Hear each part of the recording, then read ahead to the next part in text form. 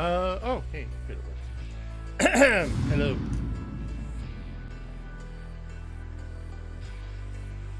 But Oh, yeah, guys, it's the Dark Knight.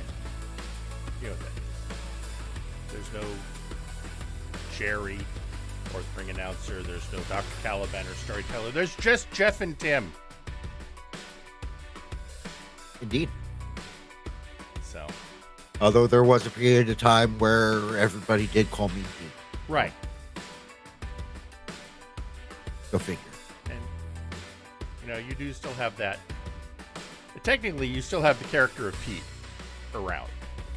But, Oh, sure. yeah, he just works backstage. He just works backstage as a producer now. Anyway, first off, congratulations, Gamer22 Devin, on your 7-stream streak. So, the streak thing that Twitch now does. So tonight, we are doing a Dark Night because we had a pay-per-view last week and Zacho needs the rest. I mean, that's it as succinctly as I can put it. So we're just going to do some more 2K25 stuff tonight. I still haven't finished Showcase yet, and I really have to. In fact, you know what? I'm going to go straight over to the game capture now. Rip off that Band-Aid. Yeah. Oh, hang on. Oh, right. Hang on. I got to fix something here. Because I got this. My system still thinks it's looking for 2K24. One of the nice things about a Dark Knight, if there's a screw up like this, doesn't matter. Not trying to put on like we're a real show. Don't have to act like something weird didn't happen just because a video didn't get edited correctly. Come on. They reset it. Why are you not? Oh, seriously? There we go. All right, we're back. So we're going to do this. I got to get that Paul Heyman Let's Do This, the audio of that again. Hunt it down. That was Brock, I thought. Was it Brock? Pretty sure. I mean, I'm sure Paul Heyman was with him when he did it, but I could. yeah, I was pretty sure it was. I mean, I could. It was Brock. It was one of the reasons why you don't put Brock on the mic. It was Brock. Okay. All right. Well, I still got to find it. Kind of like Bobby. He does not have a voice that matches his body. Yeah. You know what's weird? I saw a picture of Brock recently. And the first thing I thought when I saw it is because he's grown out his hair, basically I was like, you legitimately look like some guy out in Texas who owns a dairy farm. Right. He just like, oh, yeah. I was like, this is it kind of weirdly felt like, oh, I think I'm finally seeing the real Brock Lesnar. So that was cool. All right, so reason I'm not jumping right in is this is Showcase, which means there's going to be a lot of Paul Heyman talking. I don't want to talk over him. And clearly one of the things that's happened in the community this weekend that is the elephant in a room is that WWE released R-Truth, which has everyone out there going, what the fuck? What? Because it feels like it doesn't make any damn sense. Well, I think that's because it doesn't make any damn sense. Yeah, I want to look at something in here. And yeah, because if and they also let go of Carlito, which and there he is. And the thing is, I mean, Carlito. I assume whatever reason they let go of R-Truth is also the reason they let go of Carlito. But the truth of the matter is, Truth, still popular, can still work in the ring. And I know he's one of their older wrestlers. But much like Dustin Rhodes, he has worked a style that has allowed his body to hold up. Yeah, 53. He has worked a style that has allowed his body to hold up, so he can still work. And so they can't say he's not performing. He was literally doing a program with John Cena. And I also feel Carlito is in that boat of older wrestler, but can still do the job. So yeah, it's, and again, with Carlito, you could go, whatever. But when you're talking about Truth, it's like the guy still had some of the best selling merch in the company. Yep. I mean, this guy was still drawing money. It boggles the mind what happened. And of course, no one's talking about it because WWE is never going to say why they let a person go, just future endeavors. R-Truth's not going to say anything because he's a smart businessman and knows the don't burn any bridges rule. So the only way we're ever going to hear about why he got let go would inevitably be some third party saying it. Meister, it could be contract related. Well, so here's the thing is that basically, and this is one of the unfortunate things that WWE is doing is that what's happening is that instead of quote unquote firing their wrestlers, they choose to not renew their contract. And that is essentially what is happening with a whole number of these, is that they're basically being called up and said, hey, we're not going to renew your contract when it runs out. And that's that. Yeah. And notable, Miz's contract is up in July. And anyone who's ever heard me out of character talk about Miz knows he's one of my favorite wrestlers, in part because he is such a great worker. He is the dependable guy. He is the guy you can put in a program with somebody you're not sure about and know that good matches are going to happen. He is the current equivalent of Steven Regal back in the day. Well, as the joke goes, he can wrestle a 4-star match with a broomstick. Right. And just this week, there was a lot of updates on his social media where he unfollowed and got rid of a lot of WWE stuff off of it, which leads people to think his contract is not going to be renewed in July. And it's like, okay, they let go of Truth, which seems insane. And that now it's looking like we might be losing one of their best, just a stellar worker. Yeah. It's insane. Well, and he, for a while, was basically the designated celebrity partner. You know, if you had some sort of celebrity that came in and you wanted to put him with a tag party, you put him with Miz. Yeah. And let's face it, his most recent really successful run was with Truth. Yeah. So Straw Hat, a lot of people this has come up. And you got to remember, before this run, pretty sure Truth was on Impact before he got signed back in, what was it, 2008 when this run started? No, well, this run. Yeah, this run. He was in WWE for a time and then he got let go. Right. And then he went to TNA and then he went back to WWE. Yeah, but it's been almost 20 years that this current run. So yeah, I mean, the funniest thing I heard was somebody said AEW should hire him, but they don't even have to put him in the ring. Just hire him and just have him, whenever they're doing a backstage segment, have him walking around in the background looking confused. Well, yeah, you give him the Elias bit without the music thing. Yeah. Yeah, and that you had that whole build up where he just sit there, play his guitar, and walk from one side of the camera to the other. Yeah, it's just and then that happened. Maybe occasionally have him run into former WWE guy and call him by the wrong name. Dean Ambrose, bro, what happened? I haven't seen you forever. You know, shit like that. I didn't know the Shield was at AEW. But Yeah. honestly, how the best way you could do that would be if he did it as an indie wrestler and just floated from company to company. Well, and probably, I mean, it's not, because here's the thing, it's not like R-Truth can't get booked. Oh, sure. You know, we should get started with. Okay, hang on, let's.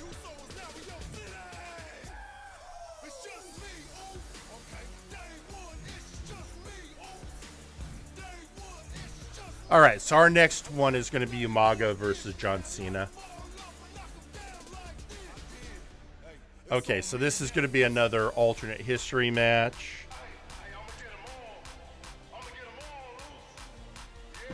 All right.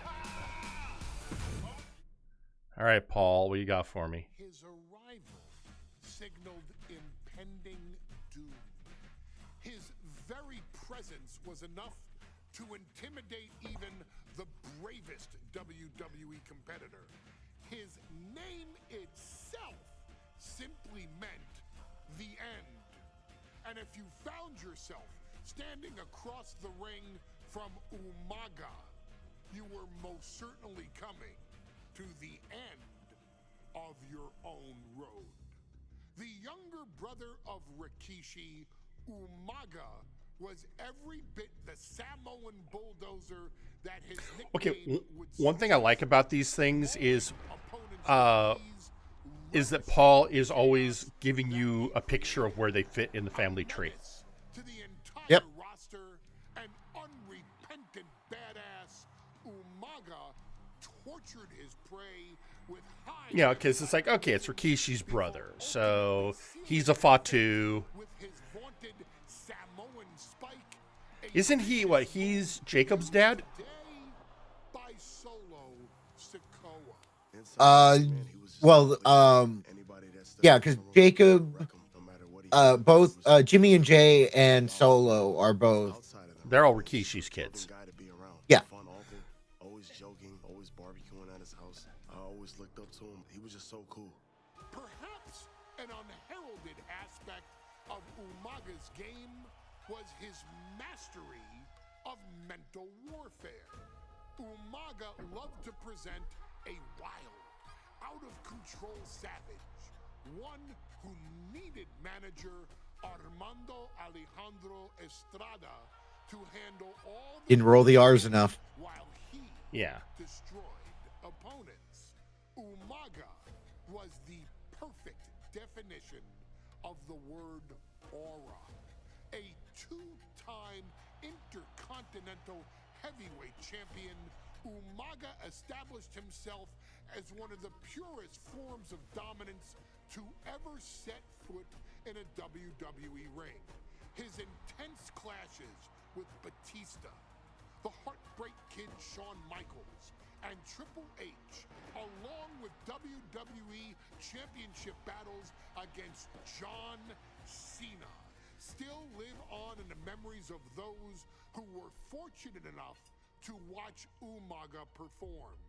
And Umaga will live in immortality through every member of this family, whether it's with a huge Samoan drop, a running bulldozer into the corner, a Samoan spike, or even a war cry in the middle of battle. Umaga is forever. I wish he was here. I know he's watching from above. So you, our beloved Us in training, are asked one simple thing here in the WWE 2K25 showcase: to defeat John Cena. You've done that in this mode before, right? Simple. It was at New Year's Revolution in 2007 that Umaga and John Cena first collided for the WWE title. Umaga appeared to be too much for Cena in the minds of many pundits. undefeated in WWE some 9 months after his debut, and things were going. You know, I think Devin, and I'm not disagreeing with you. I'm just saying, Umaga would see his undefeated I got a feeling, you know, you don't see a lot of Hardy stuff in the game right now. damn roll-up after rushing directly. Because Well, especially here's Jeff. always been kind of the problem with the Hardy is Second of luck allowed neither one of them are upper card by themselves. and now it's on Yeah. to fix it. They're both very strong mid carders individually, but Showcase Umaga. when they try to make solo runs, it doesn't go Get that great. Umaga No. the WWE Heavyweight Championship victory that he should have gotten in the first place. I assure you, my dear friend, Armando Alejandro Estrada will make sure nothing else goes wrong. All right. If you And then this might take a few I haven't inside the ring. there always is legacy stuff in this game from wrestlers who are gone.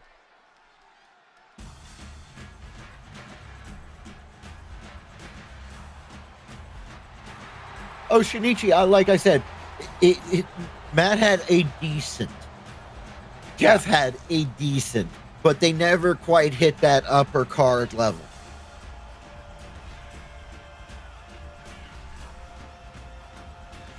Yeah, it's not like, say, Edge and Christian, where they were a great tag team, and then individually they also, at least Edge, Copeland, was able to hit upper tier. Yep.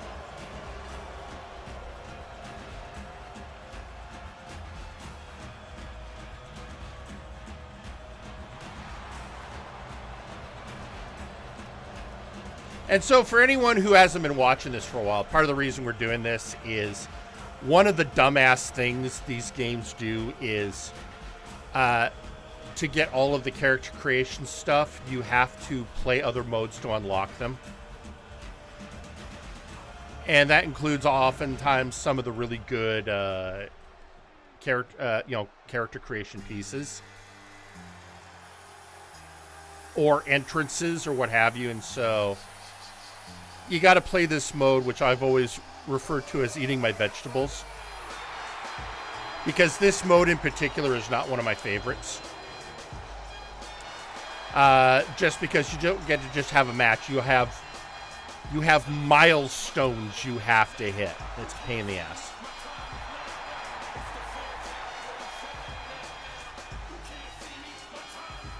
Well, here's the thing. There are people for whom these modes are popular. Just, not us. But then not a lot of people use these games to make E-Federations. I mean, people do. We're not the only one out there, but, it is not the majority of the people playing the game.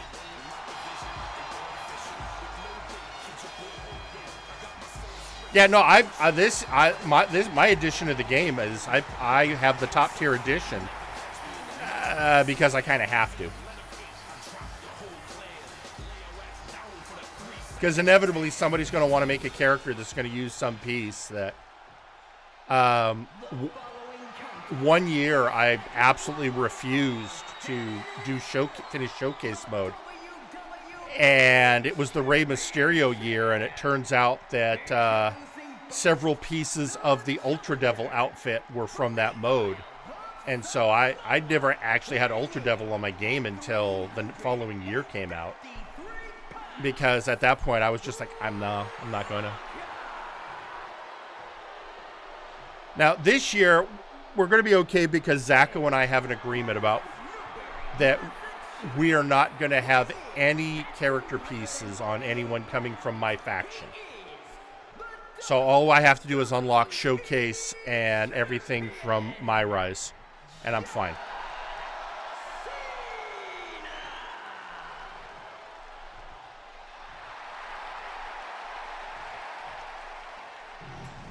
So,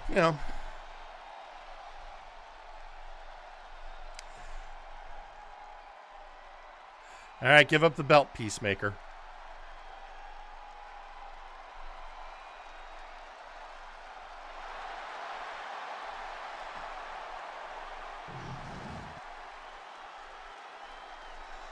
All right, let's see what we got in this mode. What do I have to do first? All right. Yeah, I'm pausing. I want to read it. Attack. Get Cena outside the ring and into no man's land so you can hurt him early. Those stairs look painful. It'd be a shame if somebody Irish whipped John Cena into them. All right, so I got to get him outside.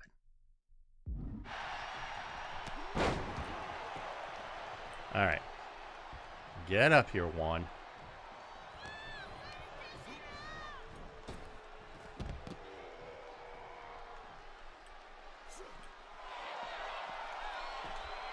Seriously. We're starting this early, huh? All right, come on.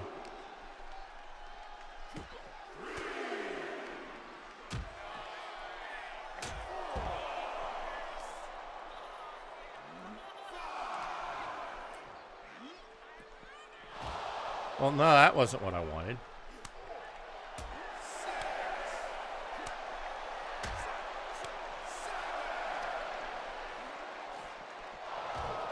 Okay, what does it take to Irish whip a man into the stairs?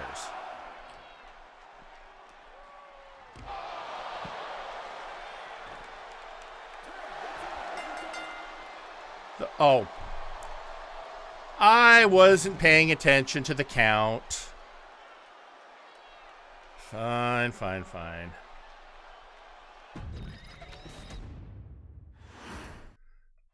At least I know what I have to do.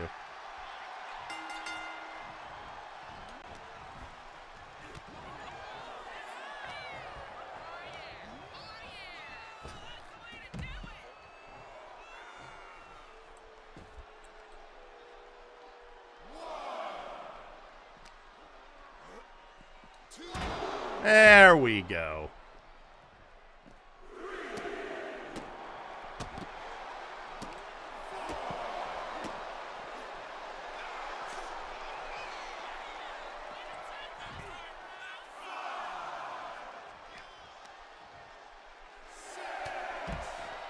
Come on.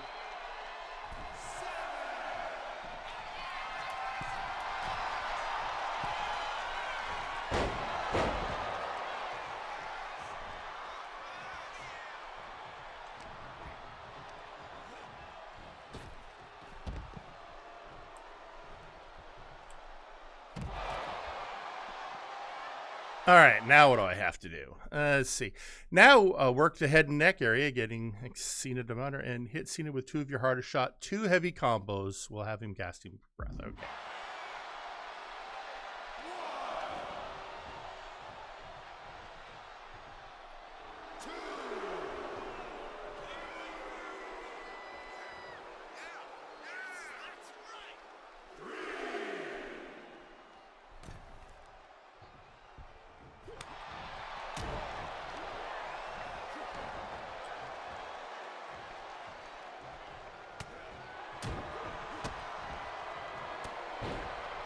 All right.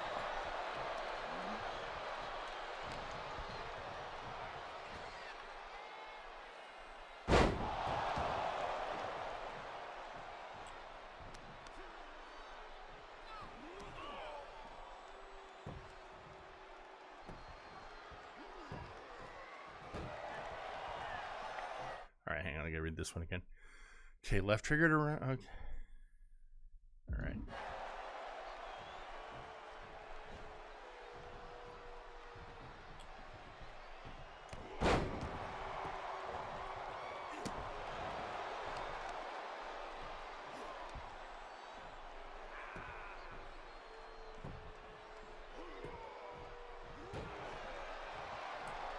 All right.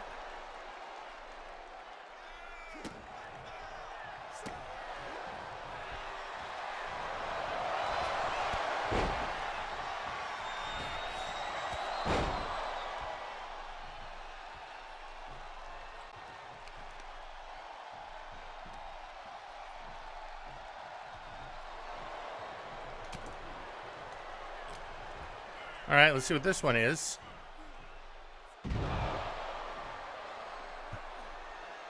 All right, we're getting there.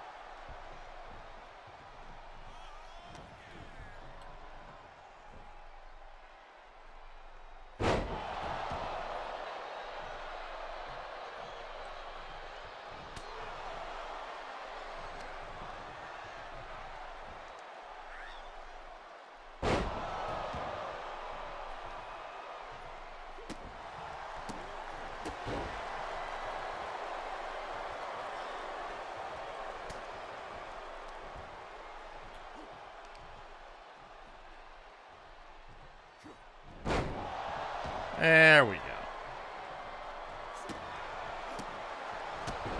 At least now it's just hurt him. Now it's just like do some damage. Yeah.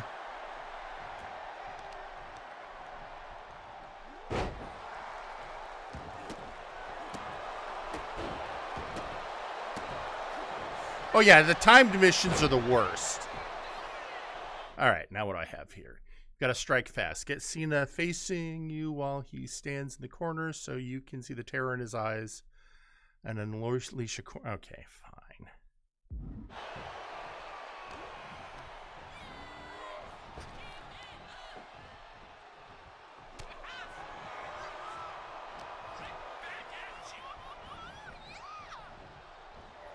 That wasn't what I wanted. But that's okay.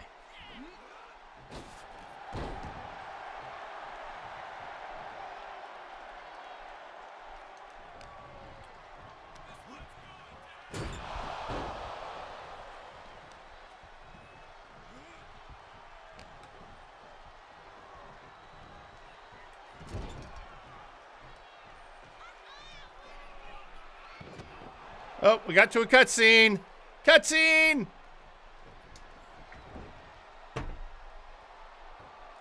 Tree of woe. Ref, you're going to get hurt.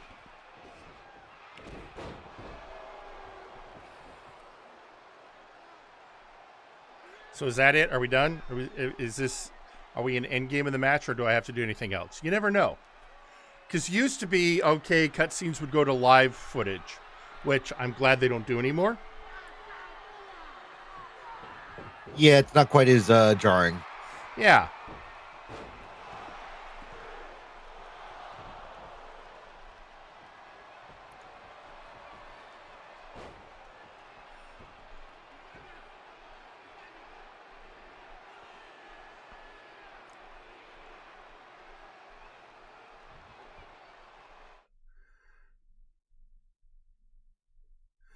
Okay, so now I got to do a signature. Get up here.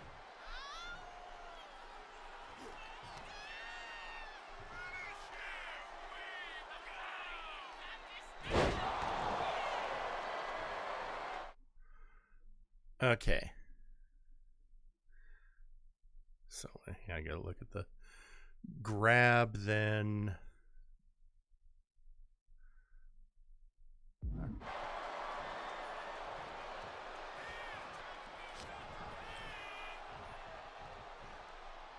All right, not that one. Oh, down. Sorry. Oh, and that I hit A by accident. That's okay. We'll just beat him up for a moment. All right, and last one.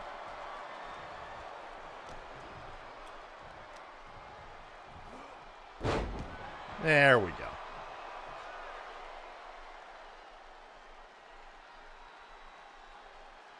Yes.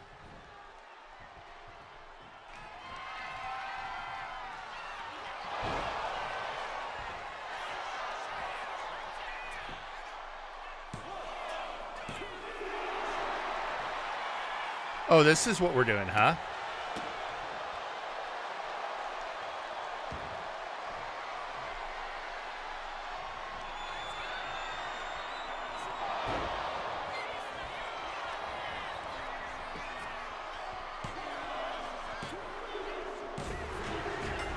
All right. So here's the thing. If you don't complete every task, I have to do it again because I won't unlock everything.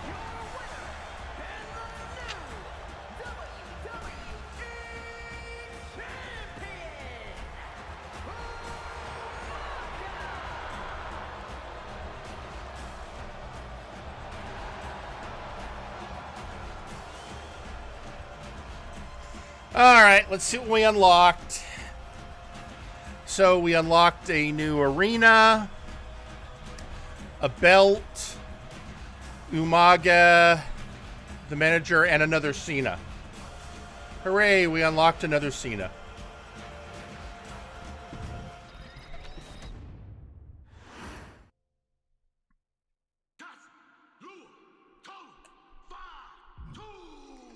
All right. Oh, 3-minute warning.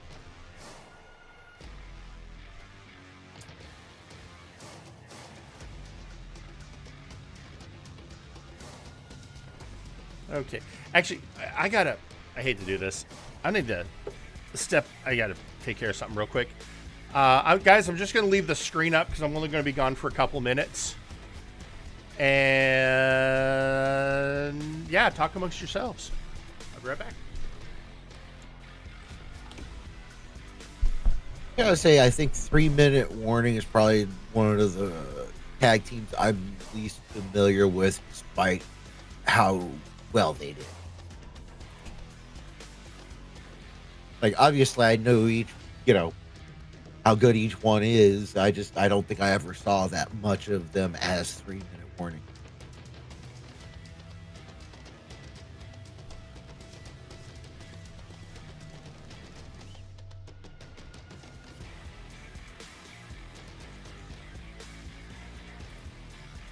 I was looking at that picture of them with, I don't know who those two guys behind Paul Ellering are, but I was looking at Paul Ellering. I'm sorry, I never saw great stuff with Paul Ellering. Like, he's got a good look. Oh, there was Authors of Pain back then? Wow, okay. But, like, he's got a good look, but I never saw him as a great promo guy.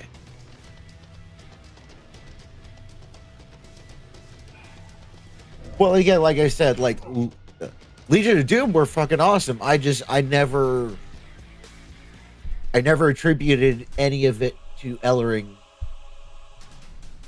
like, specifically. Like, he was like, in regards to Legion of Doom, and the Road Warriors, I felt he was like, he obviously was the mouthpiece, but they were never known collectively for promos. Like, Ellering, like I said, he's got a great look, but like, if you were to try and ask me to name one amazing promo of his, I couldn't. He was sort of there. It's not like he was awful. Like I said, he had a great look. Oh yeah. But I mean, yeah. And I think he got too much credit because I felt like when they brought him in to AEW, I thought it felt like they were banking too much on his recognition. And it's like, he's not Paul Heyman. He's not that level. No, he's not. I mean,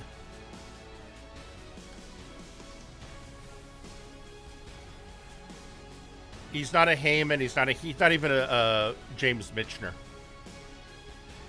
Yeah. You know.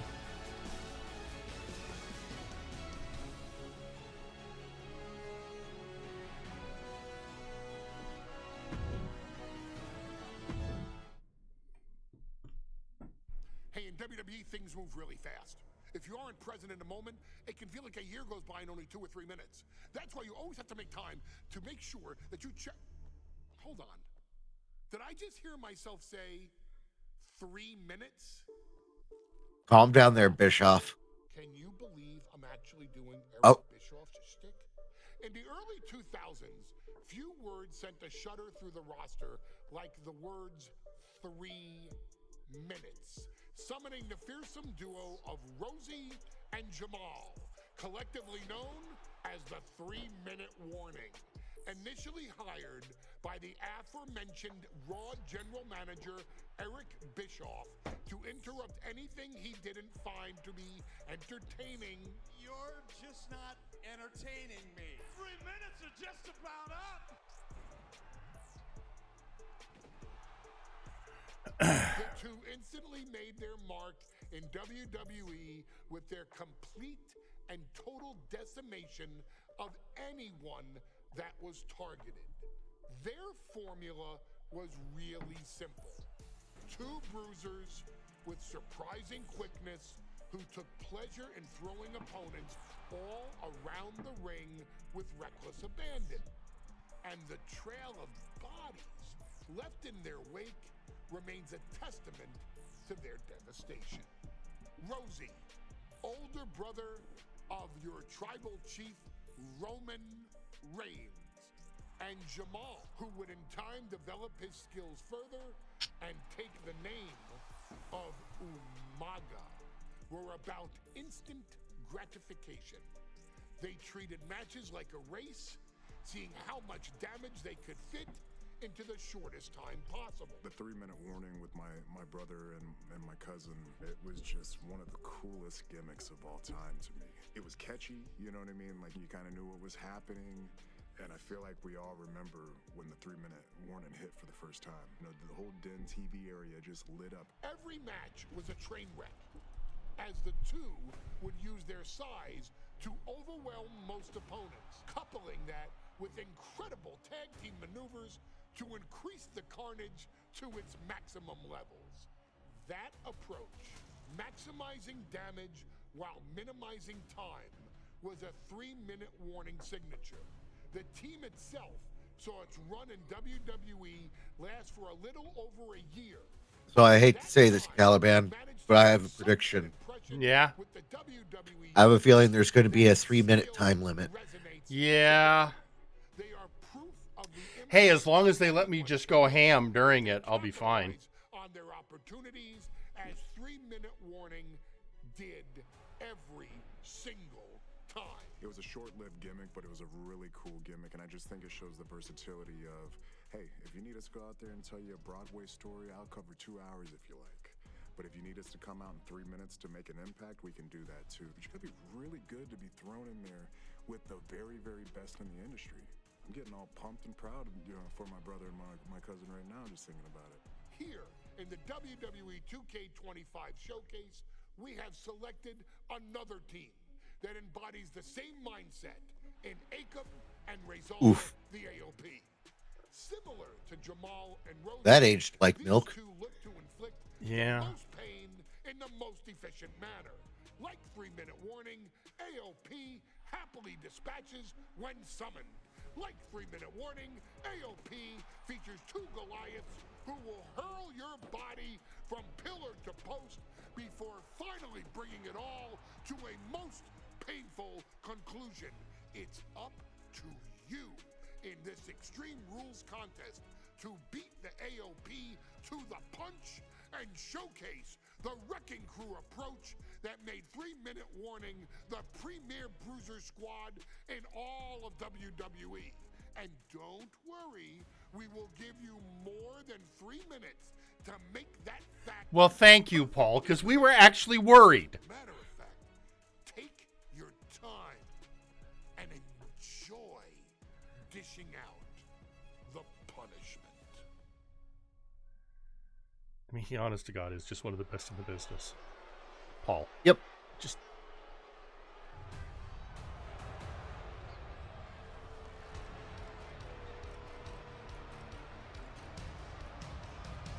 Personal opinion, I think he has one of, if not the best minds for the business. It's that combo of his business savvy is S tier, and he's so good on the mic. Well,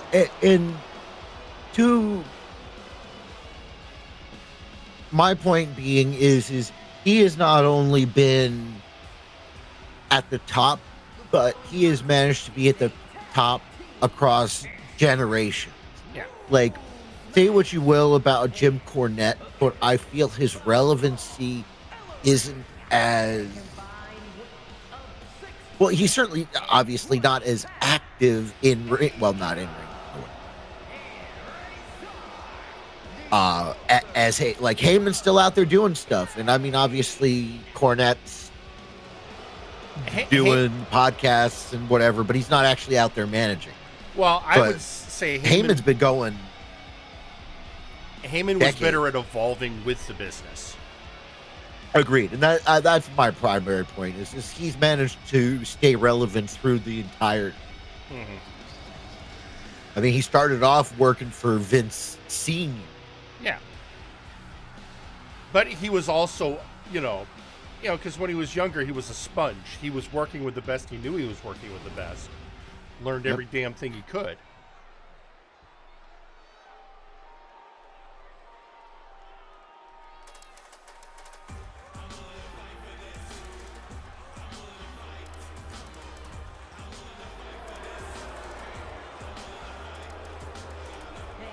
Excuse me.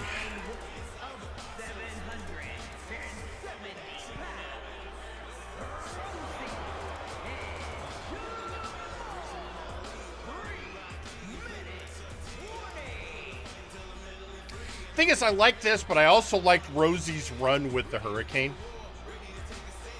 Yeah.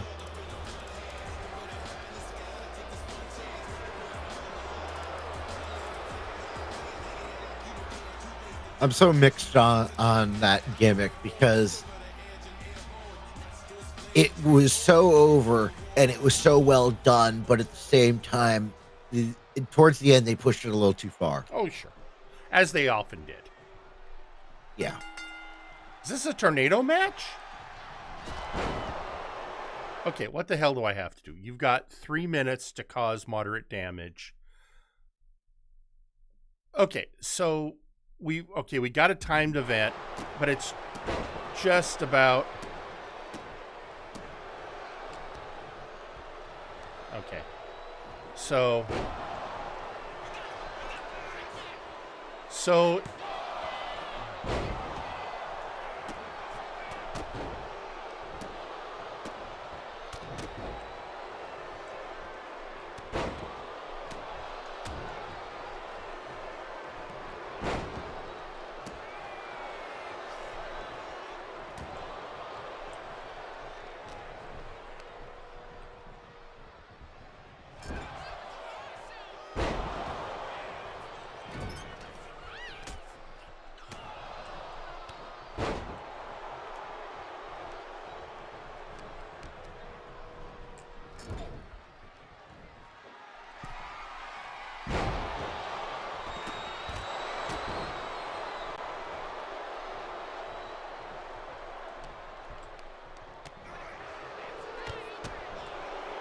I don't know. Come on.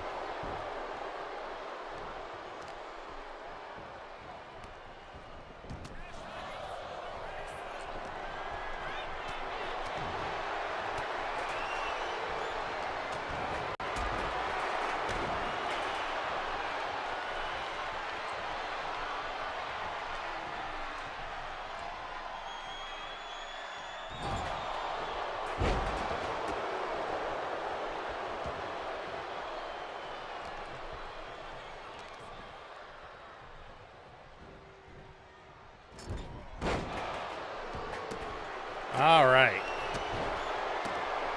So we completed the time, which is always the important part.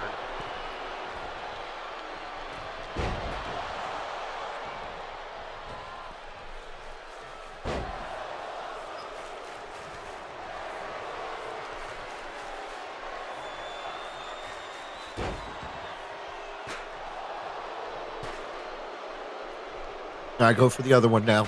Yeah.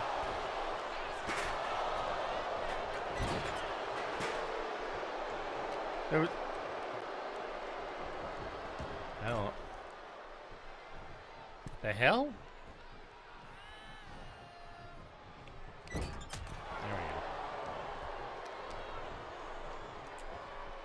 go.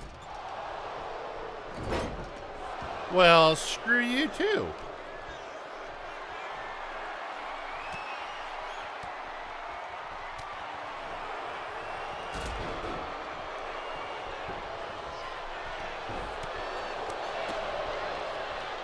All right, let's try this again. Grab you. I just noticed that the time has stopped. Oh, yeah, the time stopped because we completed that goal. Right.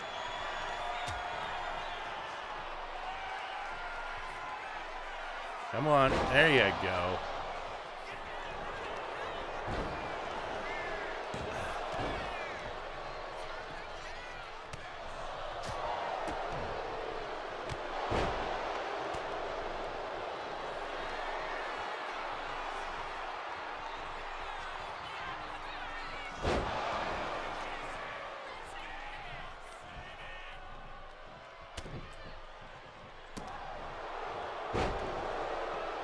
All right, now what do we got? Oh, we got another timed event. Why not use those 3 minutes to perform a finisher on... do I have a finisher?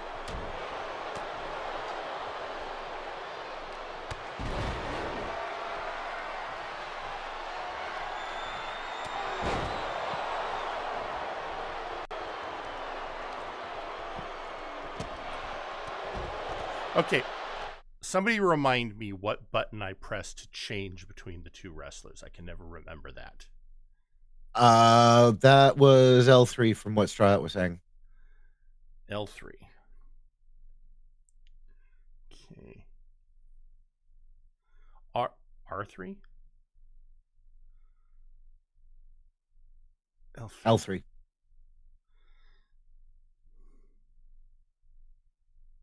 Okay.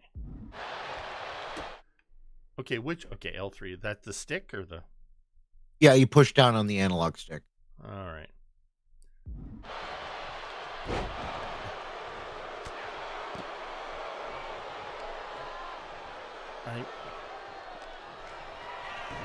And I'm still him. Okay, it's...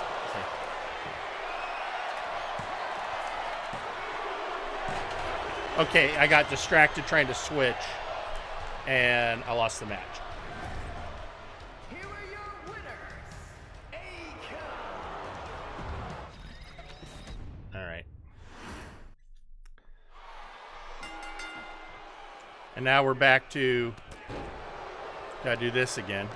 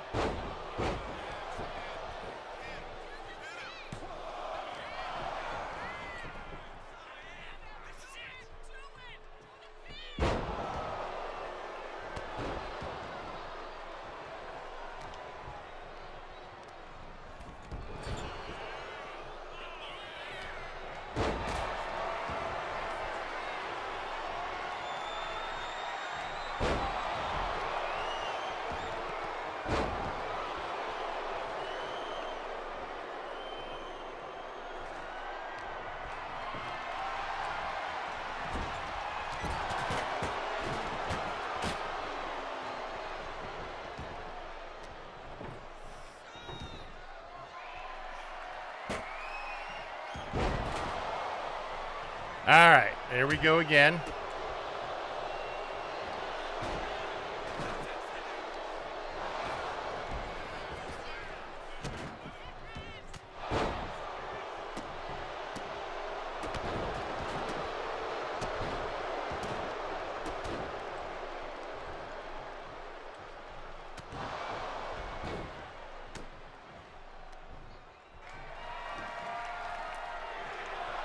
Okay.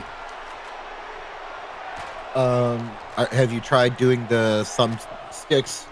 Well, not right now because I'm started over again. So. Okay.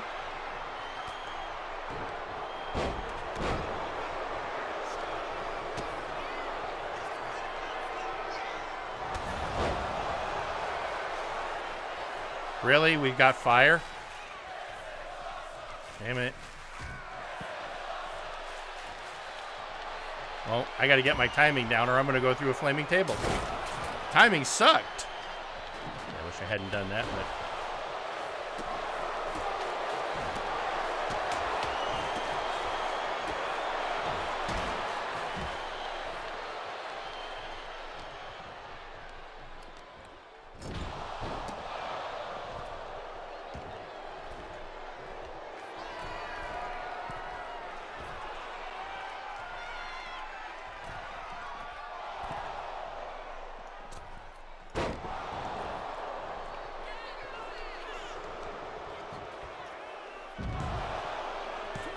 Nice. All right.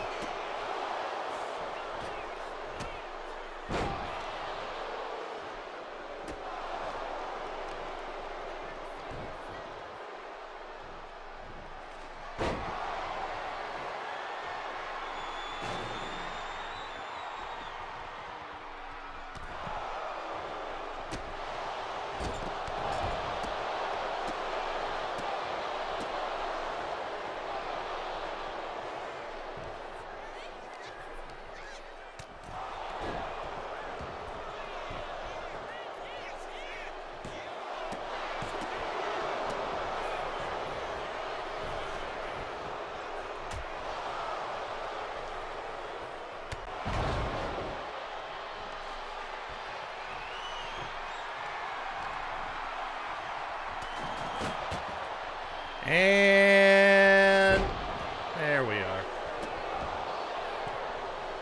Get there.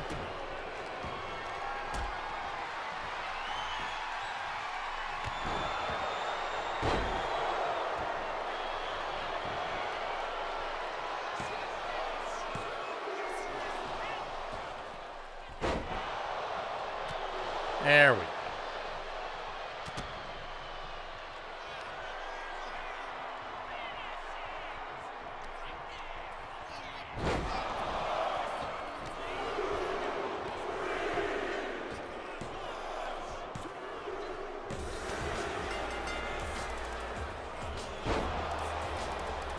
Okay, this one, I hate to say it, I might have to do it again, even though we won. Looked like it said complete. It did look like it said complete. And I think it might because the other guy hit the finisher that I was trying to set up. Well, yep, we unlocked everything. We're done. Yeah.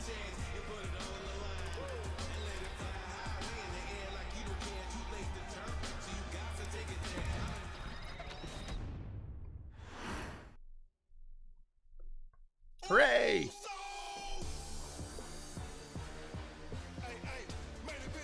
So it looks like we got another Nia match coming up. Oh no, it's Tamina. Sorry.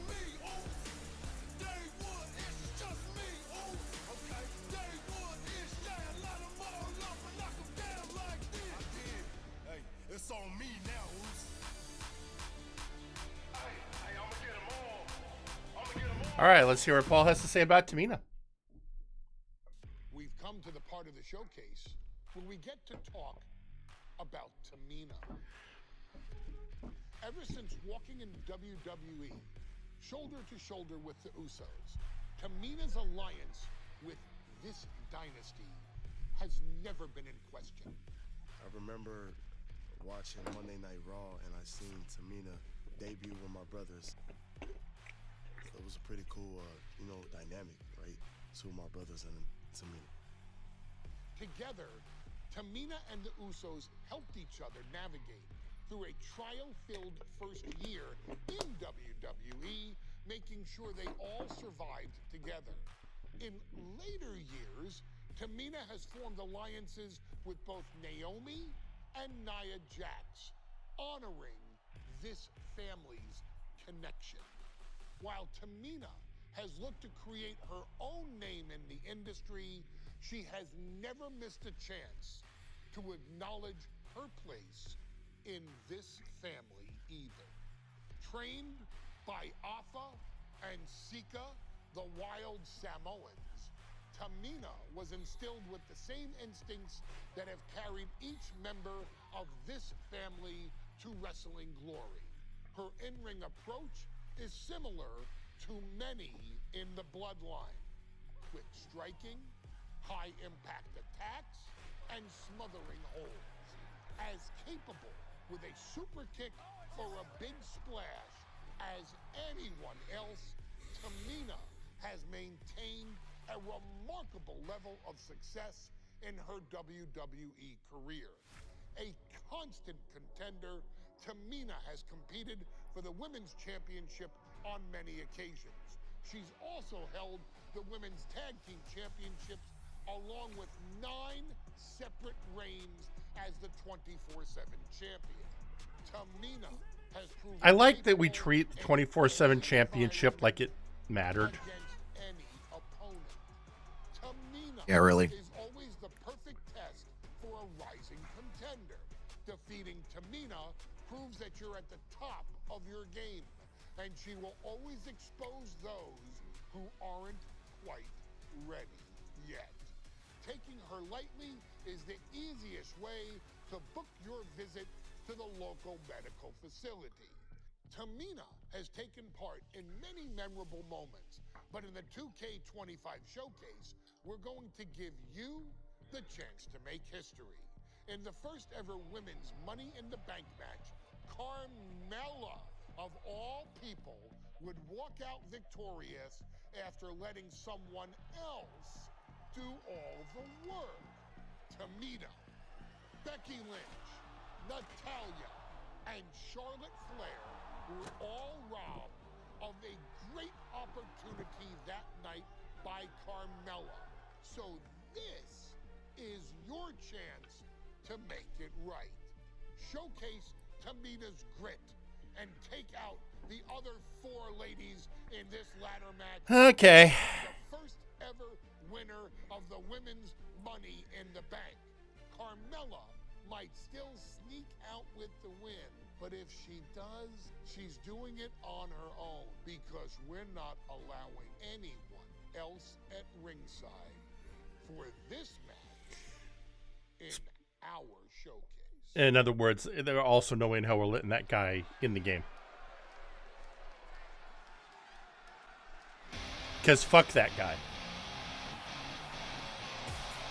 Yeah.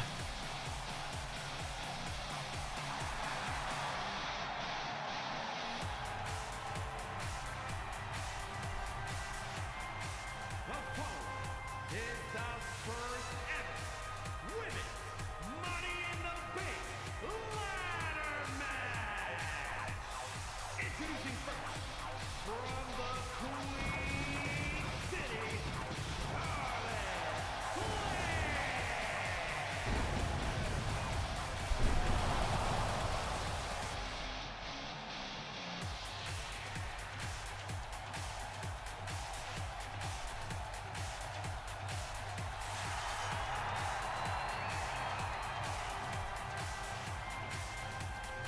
Oh, all right. You know what? Now what the hell? We'll go through the entrances. War.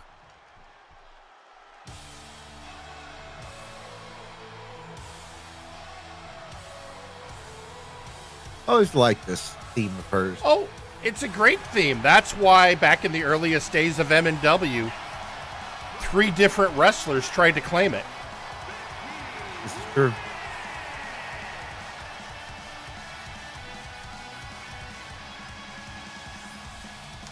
If I remember correctly, was it Chaz that got to keep it? I don't recall personally.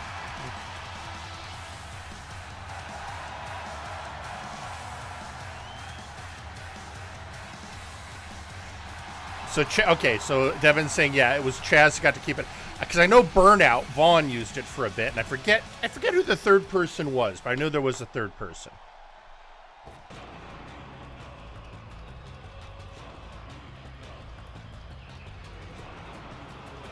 But I agree with you. The It's problem I have with it is that it sounds a lot like Sami Zayn at the beginning. yeah, fair. But I also agree it is actually a great entrance music, and so I don't know if anyone in MNW is actually using it right now, because Chaz is using something completely different, and I, unlike other members of our production staff, I'm of the opinion of if somebody hasn't used an entrance song in a while, we can recycle it. Especially one of the banger ones.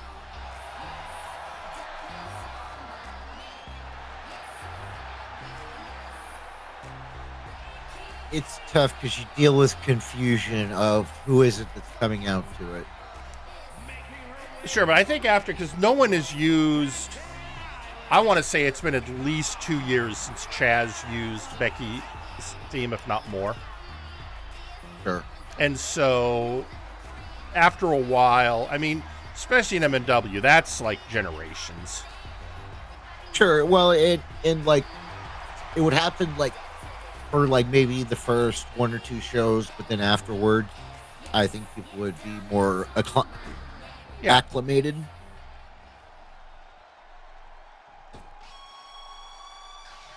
Who knows?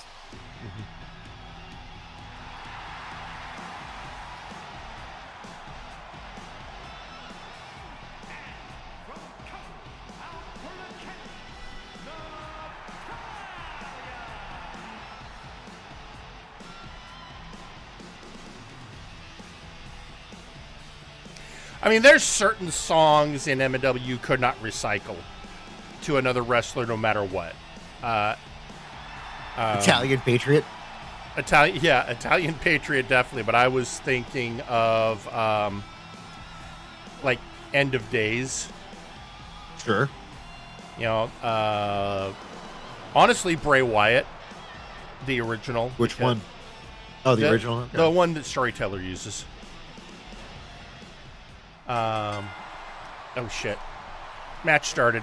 Fuck. Okay, what are my orders? Time to make some history. Show each of these other superstars who runs the show dishing out damage. Pulverize Charlotte Flair with a heavy combo. Okay. All right, hang on. Let me get up first because...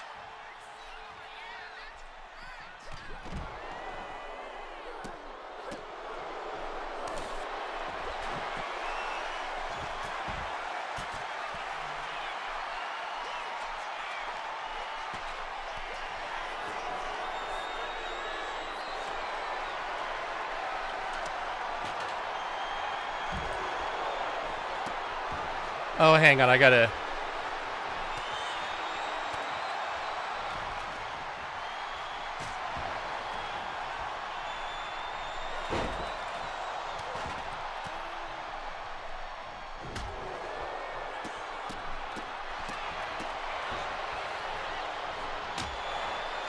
Okay.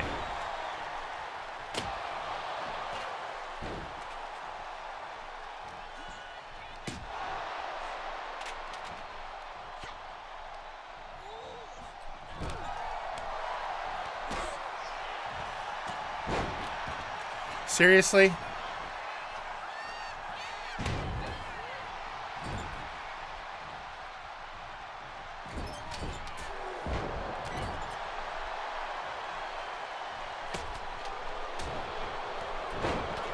There we go. Okay, now I can just hit anyone.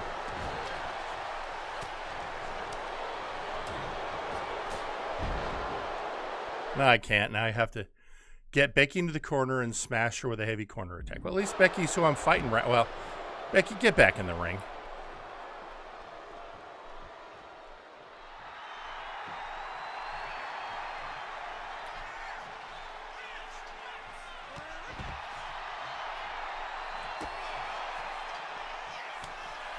Oh, fine. Dear Becky, your husband's having bad fashion choices. He's in the ring if you want to come get him.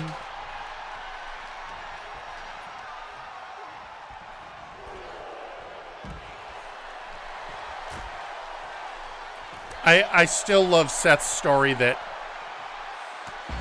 his real wardrobe, he has a tiny corner of the wardrobe in their house.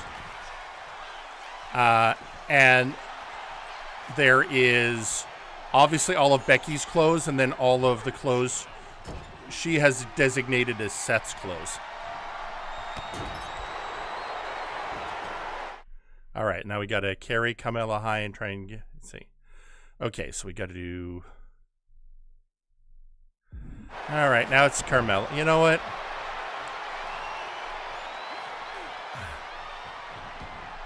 Wait, the person I want is in the ring. Oh. Fine.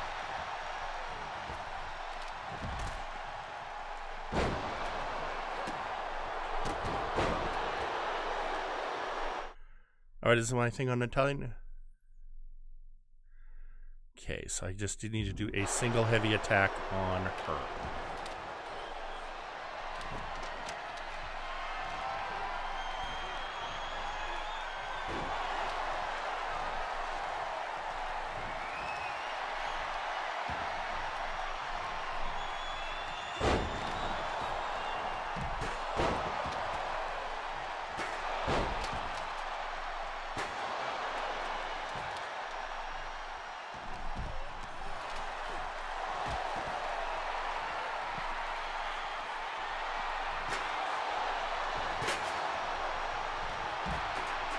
Okay, it sucks trying to do one of these.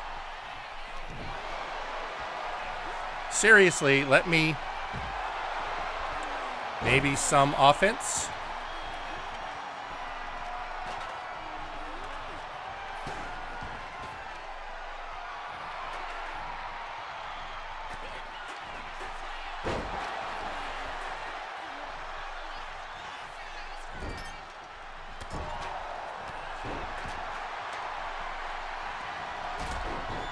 Seriously, I can't get the timing on those reversals right now.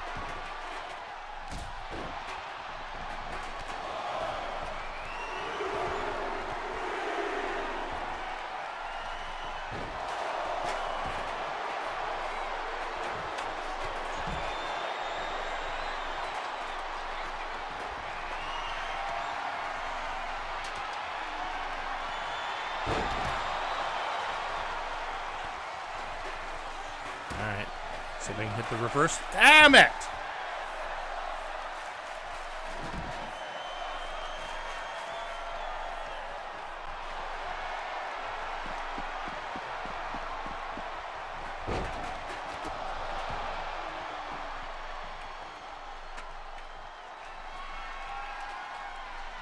So this is going to be, well, this sucks match of the night.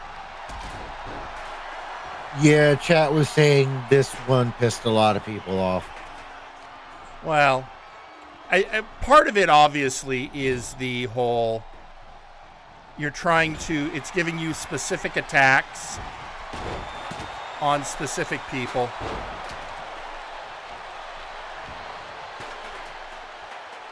While 4 other people are running around the ring and running into you. And yeah, or getting in your way, or... a lot of cooks in the kitchen. Yeah.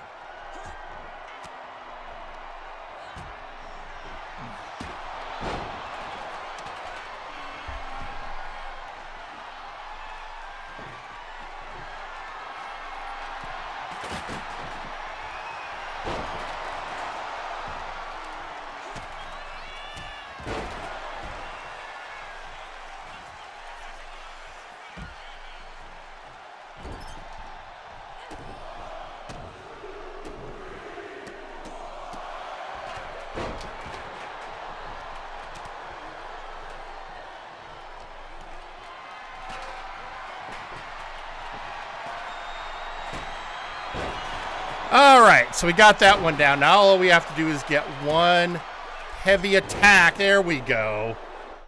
All right, what do we have to do now? When you and Charlotte are both standing in the ring, wipe that smirk off of the face with a running attack. Okay. Well.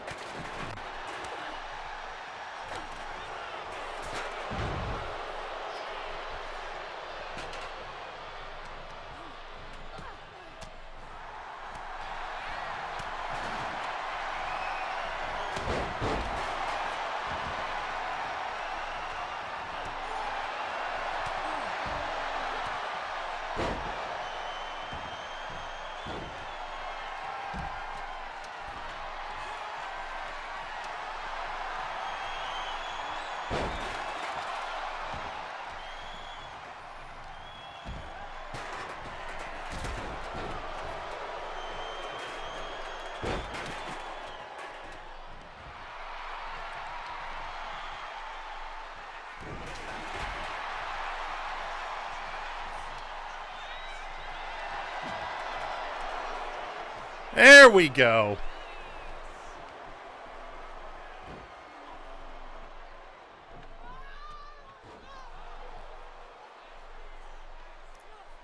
Well, at least we made that one go forward. All things considered, that one went pretty well. Yeah, I think so. All right.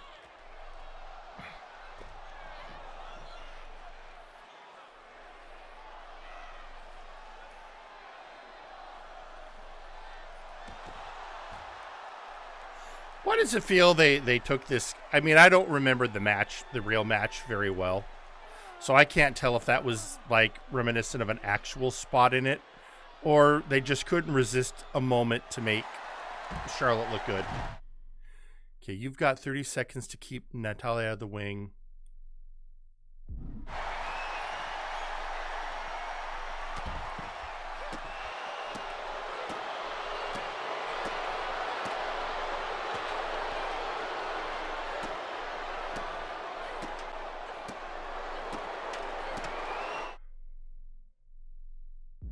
All right.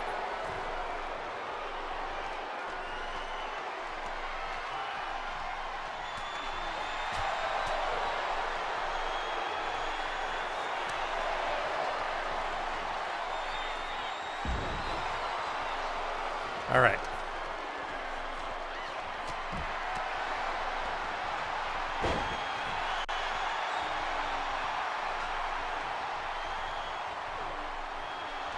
Come on.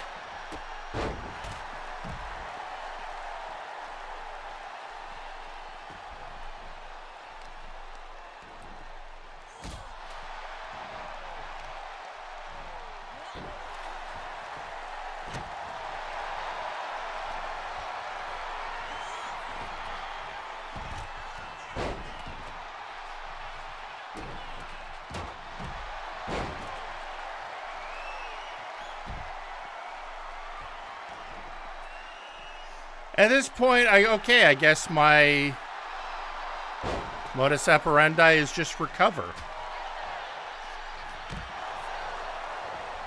Yeah, it's just win at this point. Yeah.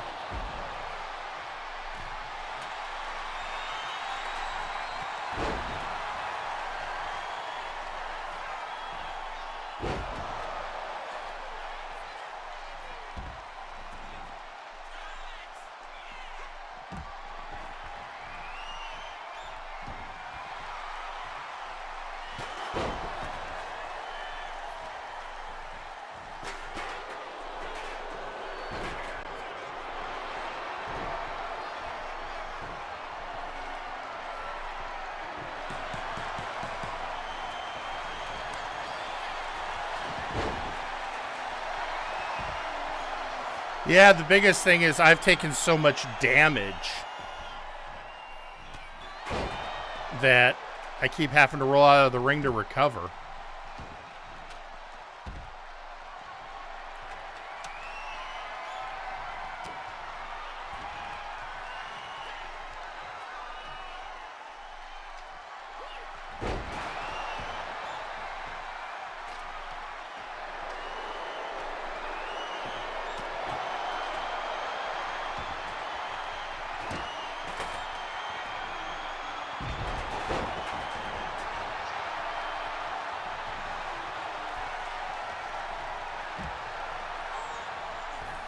All right.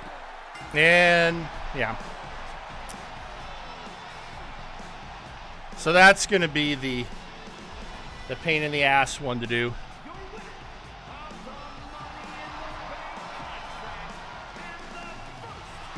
All right, we got to do this one again.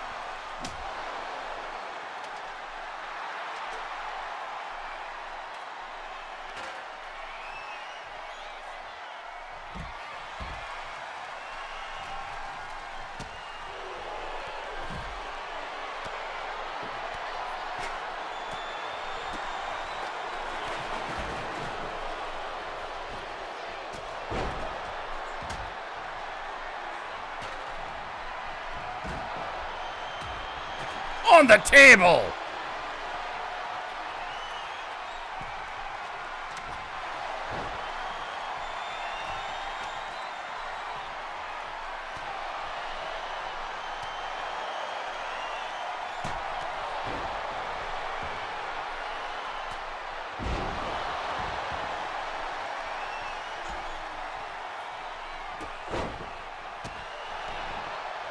Come on.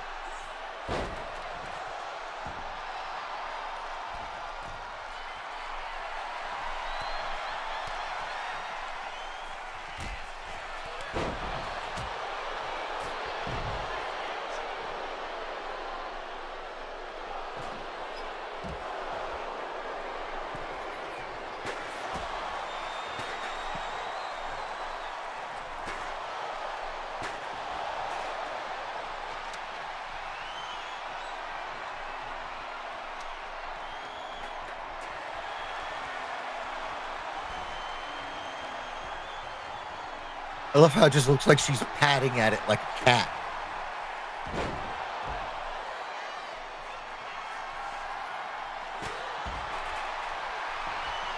I was going to say, it felt like there was, like, Carmella was having some pathing problems.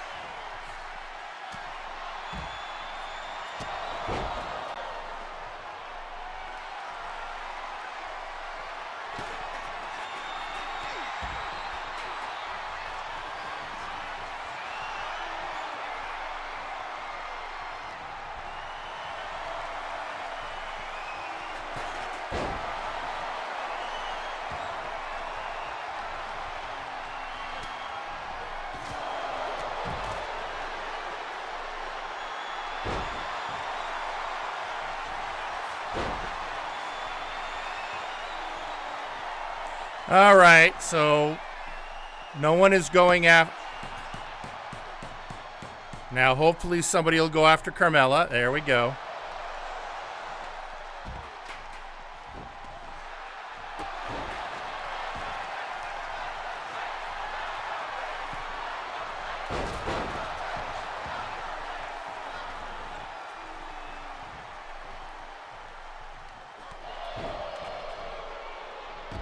5 people is just too many people at once for this game.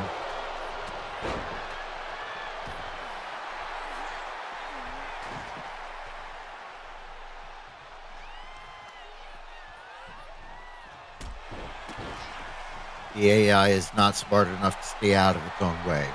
Yeah.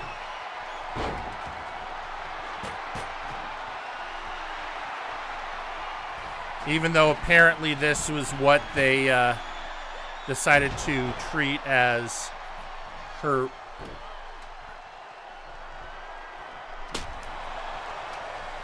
Yeah, because right there, I was going to make the attack I needed to make, but Natalia got in the way.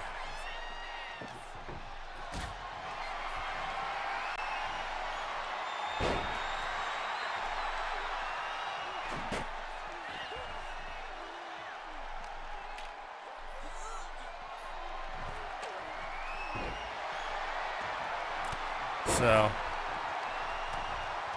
come on. And also, hello, Marissa.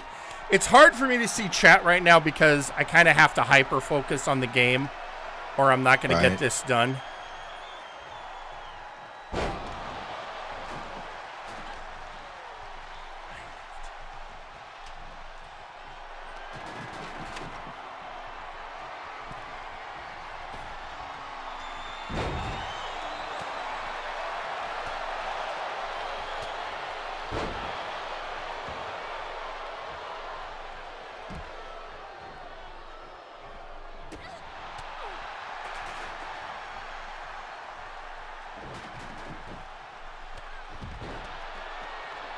Oh, we got to be in the ring for this.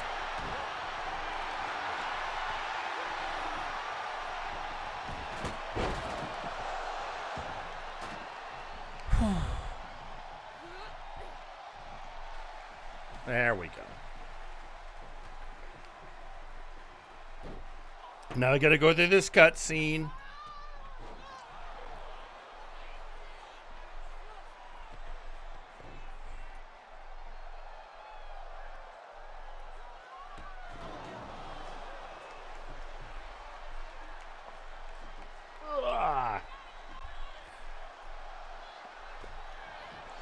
And again, this is one of the reasons I don't like showcase mode, because sometimes it sets up things like this where somebody went, oh, this is great. And I'm like, did you guys, I don't know, play test this?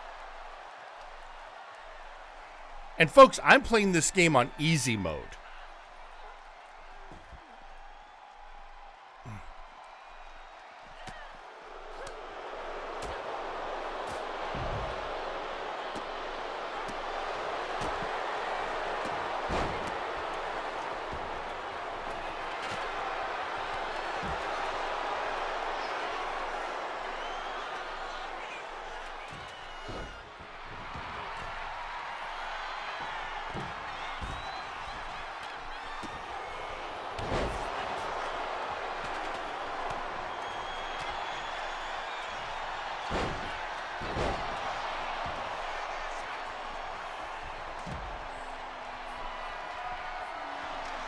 Because now we're back into the situation we were in before of, this is great, but I have to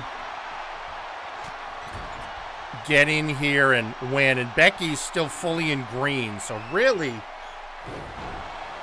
to accomplish that.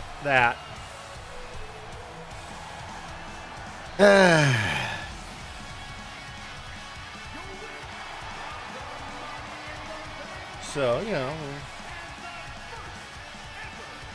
Yeah.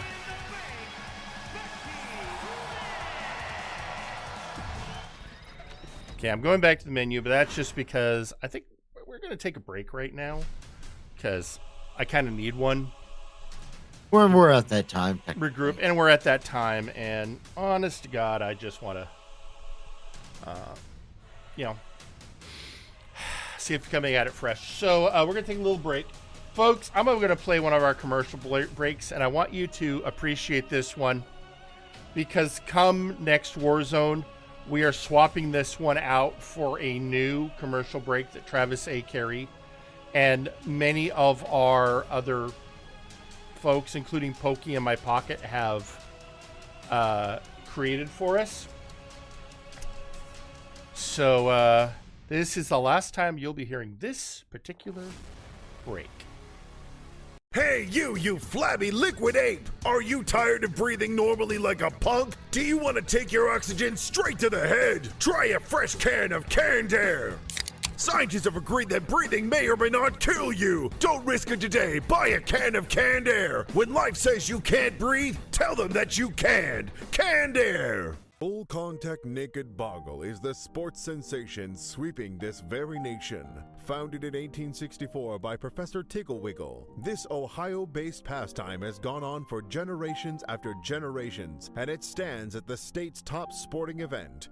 Yes, we've had a long history of boggle-related highs and lows, but Full Contact Naked Boggle stands the test of time. Get your tickets today and get a free pack of ponchos for the Splash Zone, and we'll see you in the next game of Full Contact Naked Boggle. What's that? You need money? Need to pay for a night on the town with your hot shark-based wife? No problem! I'm George the Gorillionaire, and I got $1 gorillion! I got so many stinking bananas, you won't be able to find a better mortgage more appealing than mine! Don't chip out on this deal! Whether you're buying houses, boats, shoes, dogs, cats, golden toilets, the entire country of Canada, or just your own monkey business, you need it, I pay for it! Because I'm George the Gorillionaire! And I own $1 gorillion! This program is brought to you by Squatch Roast Coffee and Mama Wade's Baked Goods, who are pleased to announce their collaboration with their new line of Squatch Roast Coffee Cakes. The perfect match in your morning blood rage. With several flavors to choose from, you'll find one that suits your taste, so make the morning rampage even sweeter with the new Squatch Roast Coffee Cakes. Early morning violence has never tasted better. Order yours today. Hello, Multiverse Nexus Wrestling. It's the Sandman, the Timekeeper, the Dreamweaver, and after a long day of working hard in the ring or training in the back, I like to sit back, relax, and have a nice drink. That's why I'm proud to present my new bourbon line, the Timekeeper Stash. Aged in oak barrels for that bold, smoky flavor, with water filtered through minerals for that crisper, smoother taste that you will want to take your time and enjoy. Delightful. And now, I present other flavors in this line. The Highwayman's Take, the Experiment's Lifeblood, the Doctor's Assistant, the Wanderer's Water, and the Worker's Respite. Grab a bottle and enjoy bourbon from the Timekeeper's Stash. Take time to enjoy, and of course, please, drink responsibly. Hello there, dearie. I am Granny Gluthox, and I have my personal baked pies. Yes, Granny Gluthox's personal baked pies tend to give that special touch to every folded, crusted goodness that goes into your mouth daily. Freshly baked every morning by yours truly and my little helpers. In fact, my little helpers have brought in a fresh ingredient here. Hey, how you doing there, lady? I was told to bring a delivery here? Yes, just go into the back there, dearie, with the boys. Yeah, sure, no problem. I just gotta get my signature and a payment over there. I'm just gonna let myself in. Thanks, Granny. Hi, how you doing? Oh, God! Oh, God, you took my limbs! So come on down today, dearie, and get Granny Gluthox's personal pies. We always give our baked goods that personal taste. Hello there! I am back for the referees recruitment program. Did you know that we only have 2 referees usable for the entire wrestling programs? Are you tired of legs not being able to get there for your 1, 2, 3 count? Are you also tired of, for God's sakes, one of our referees doesn't have eyeballs in the cloning process? Well, not anymore. You can join in today with a small donation of $1,000, probably an hour. You too can make sure our refs are fed, have their limbs all attached, and maybe, just maybe, could feel a little bit of love. So join in the referees recruitment program today, because without referees, we don't have wrestling matches. Hi there, my name's Harry, Big Tall Harry, and welcome back here to Big Tall Harry's Foot Shops. All your wrestling shoes needs. Most of you guys and gals got flippers for feet. Don't worry, we got everything covered from claws to big toes to even things that are non-Euclidean. We make sure your wrestling shoes are the right fit. Don't believe me? Well, here comes our celebrity impersonator. Hi there, I am Maximilian Thunder Guy. I used to be the former MNW World Champion, and I approve of these big tall shoes. You forgot to say Harry. Oh, Harry Big Tall Shoes. Thank you very much, Mr. Thunder Guy. And remember, if the shoe fits, kick some butt with it. Big Tall Harry Shoes. That's what we do.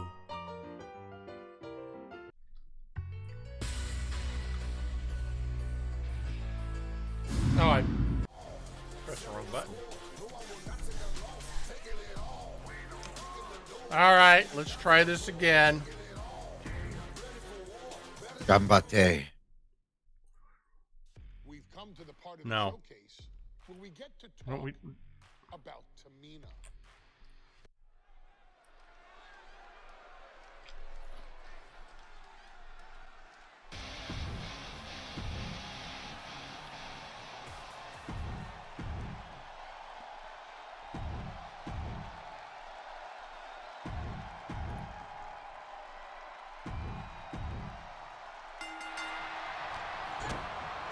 All right. I think one of the things that's problematic about this is the first person who attacks you is not one of the people you have an initial thing to work with. Right.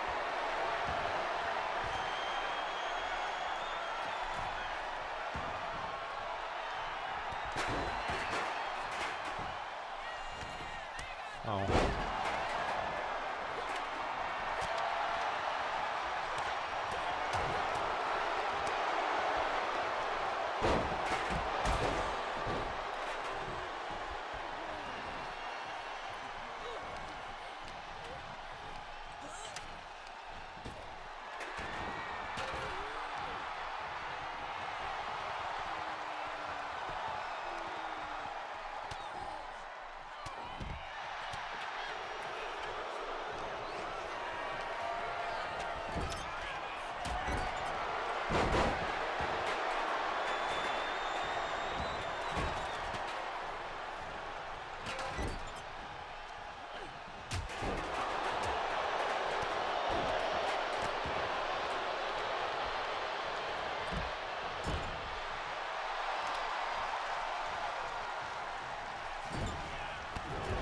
There we go.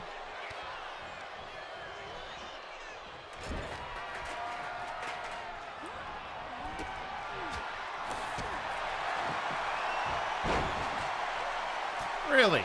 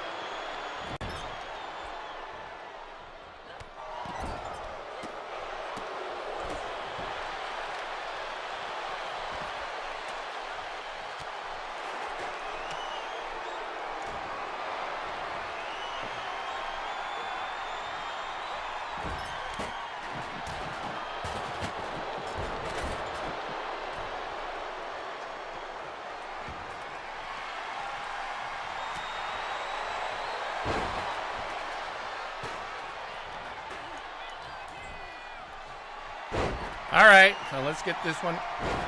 There we go. Okay, who do I have left? Just need to hit Natalia with a heavy attack. Okay.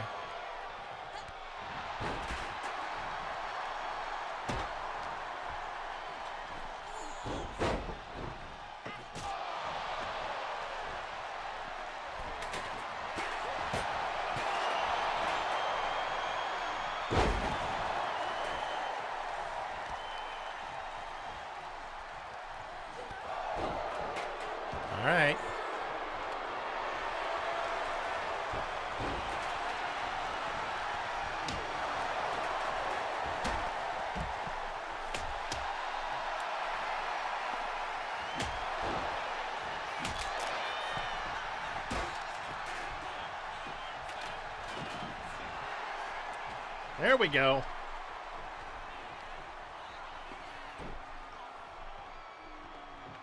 And yes, I'm eating peanuts. I need protein.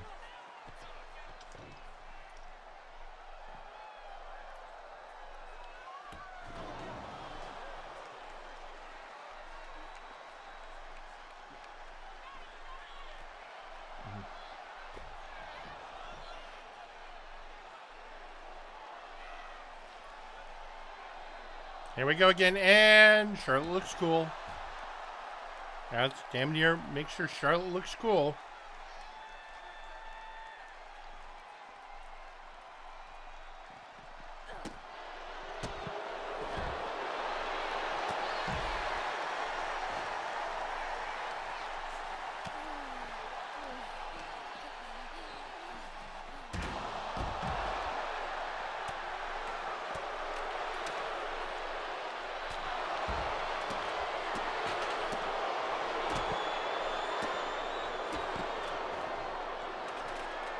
Cut that one close. Yeah, really.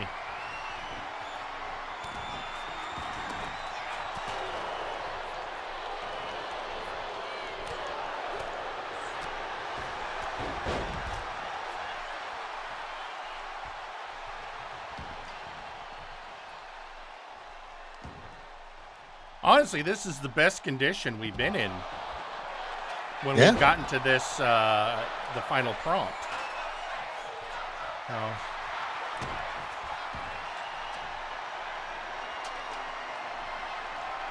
You know what? I'm going to let you, even though it's going to do me damage. Because one of you's got to go after Becky.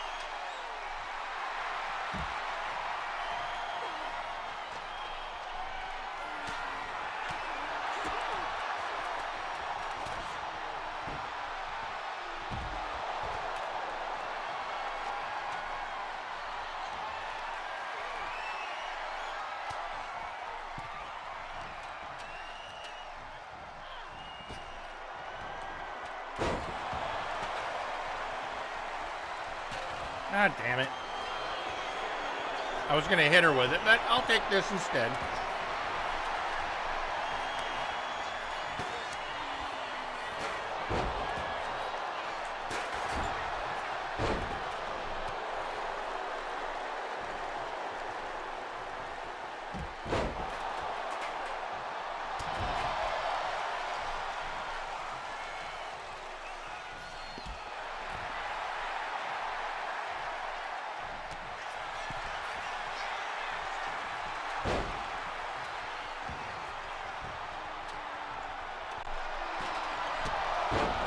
Really?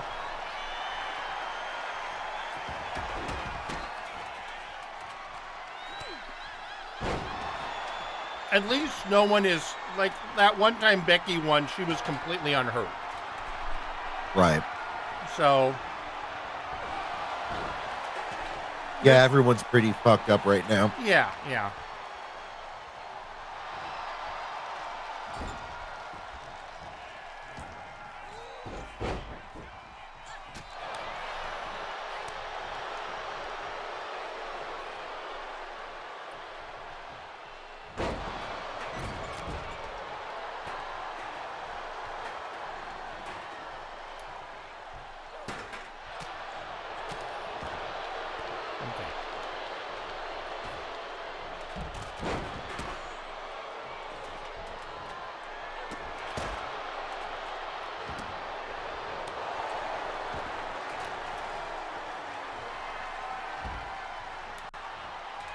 Okay, I'm sorry, what?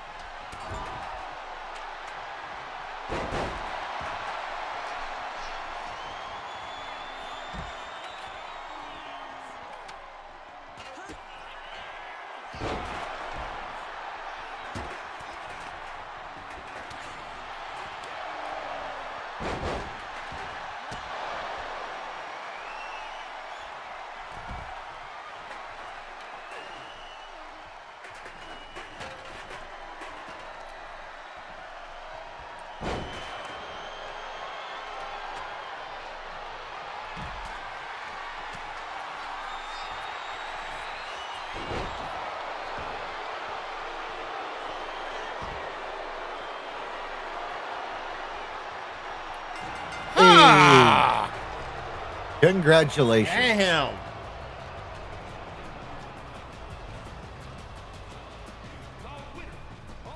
Right, and the answer was obviously make sure other people's damage went down. Yep. All right, let's see. We unlocked. I think the money in the, because it's showing the money in the bank ring, so I think the arena. Then we obviously unlocked Tamina, Carmella, that version of Becky, Charlotte, and Natalya. So, hooray! But hey, we Probably say moved- aside from the man, that's one of my favorite gimmicks of hers. That is fair.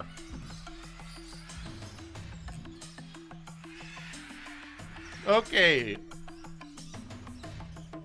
All right. I mean, we are talking about a great match. Yep.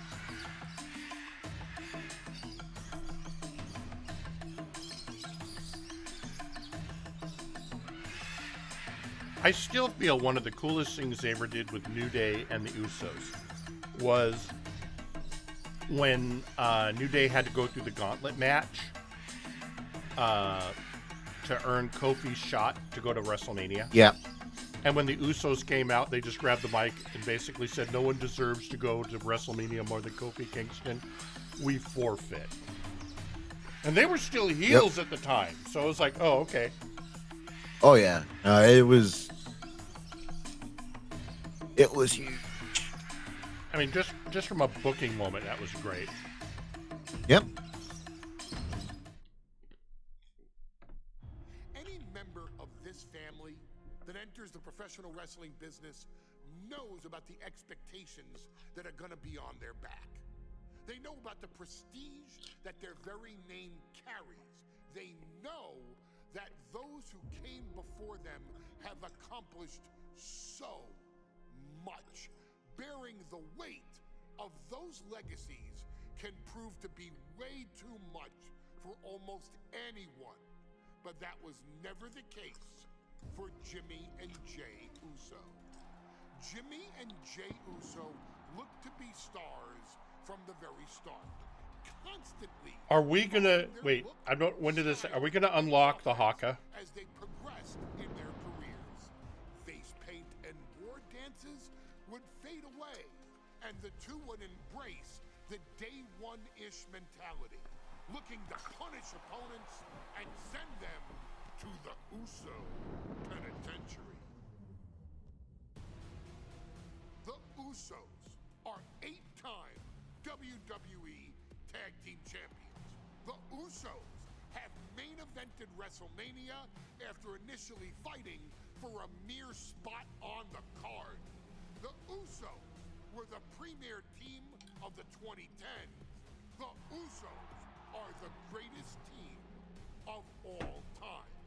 Jimmy and Jay are poetry in motion, each knowing what the other is looking to do next, each using every bit of savvy they gained growing up in professional wrestling to keep their edge. So I remember seeing a thing with In recent years, it's been difficult between the two.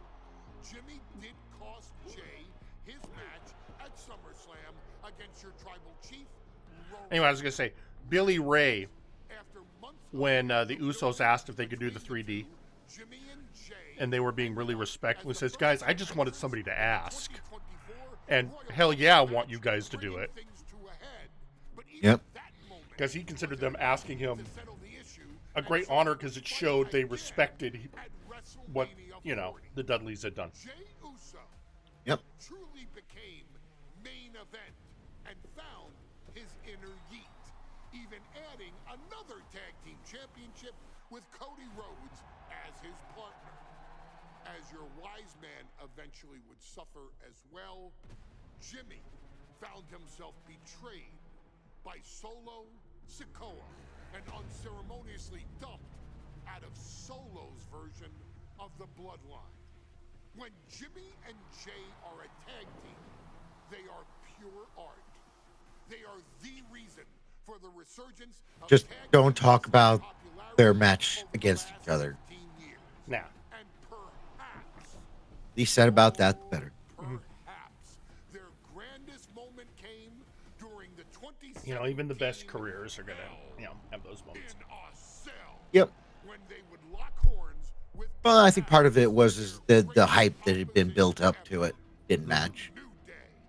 From July to October of that year, the SmackDown Tag Team titles would change hands 4 times between the two teams, both looking for ultimate bragging rights. The Usos' connection as twins always gave them an upper hand with most teams, but the New Day had their own The Saiyan the costumes. Freebird rule to Yep. allow any two of the 3 members to compete in any match.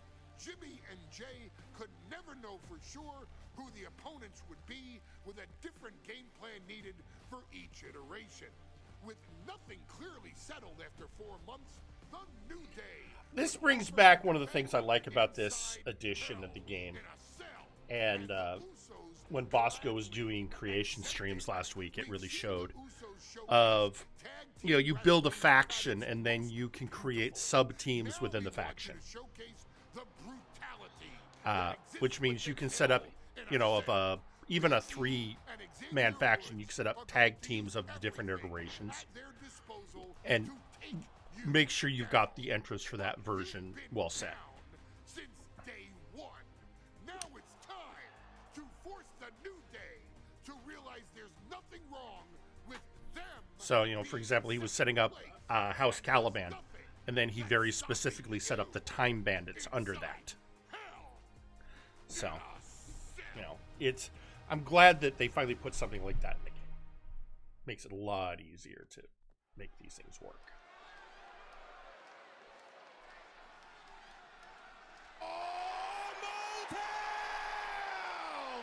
Don't you dare be sour!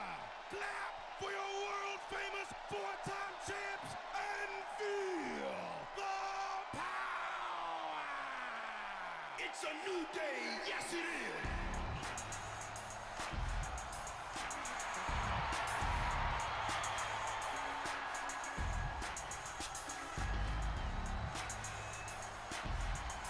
I was watching the Stephanie's Places with John Cena, where they went to his gym, and they played the clip of when Big E broke a record for bench press. That was just great seeing that energy. Oh, yeah. That's one of the things I wondered is if Biggie could get into like bodybuilding or like stuff Like- non-impact, Yeah, you know. powerlifting or something like that. Yeah, just something that, it's not, dangerous, but Yeah, he's not going to get whacked in the neck. right.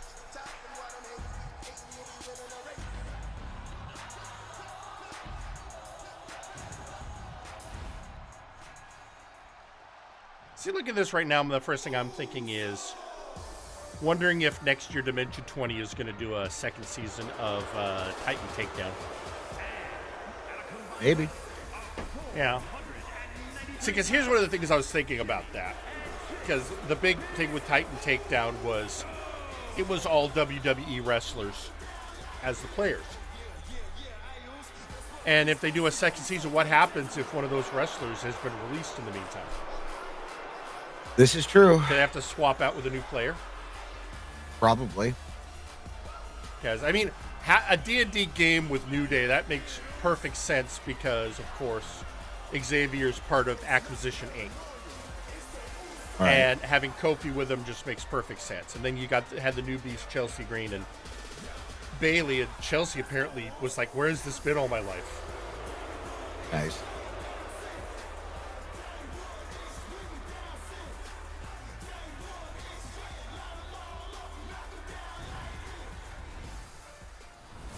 So, Like I would imagine it'd be helpful for your promo game or just your work on the mic. well, it's kind of, Brennan likened it to when they had Dungeons and Drag Queens. You know, they weren't D&D players, but they were performers who were used to having to think on their feet for their performance. Right. And understanding what builds up tension, Yeah. excitement, and things like that. All right, let's see what our first mission is. Okay. An opponent taunt towards the new name in the next 20 seconds.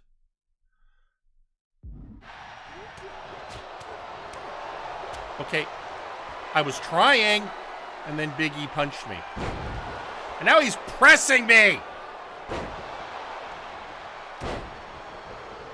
All right, let me get up. I got 4, 3.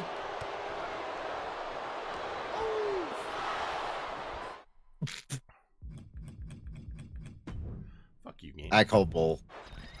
Well, again, it's that complaint about.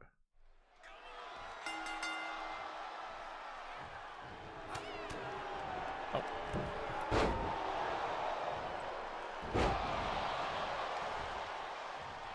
All right, come on, get up.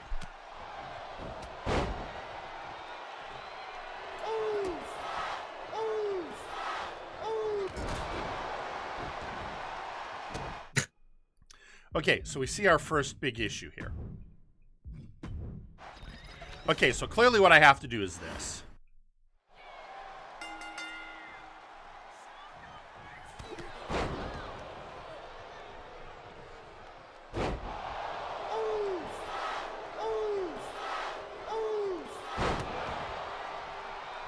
Fuckers. Seriously?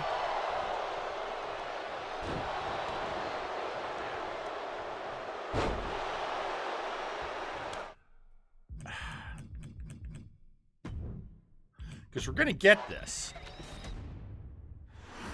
I got it. Wait a minute.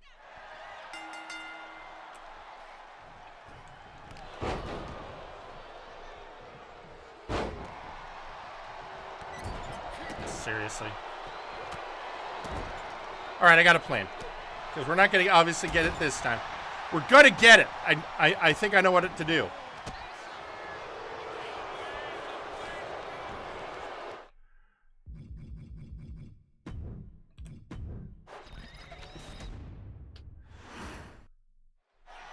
Thank God the load times are better.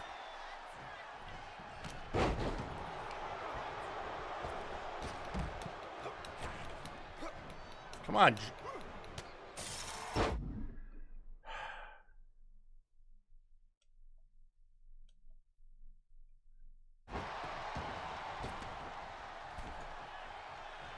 All All right, yeah, a second. Okay, so that part of the plan wasn't going to work.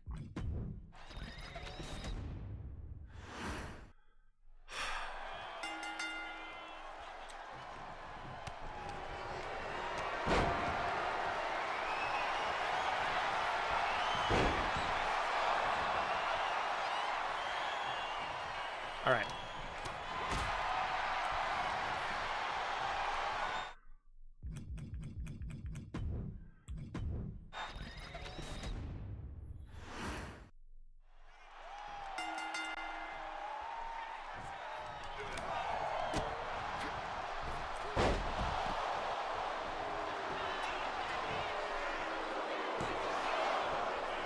All right. Hey, okay. All right, so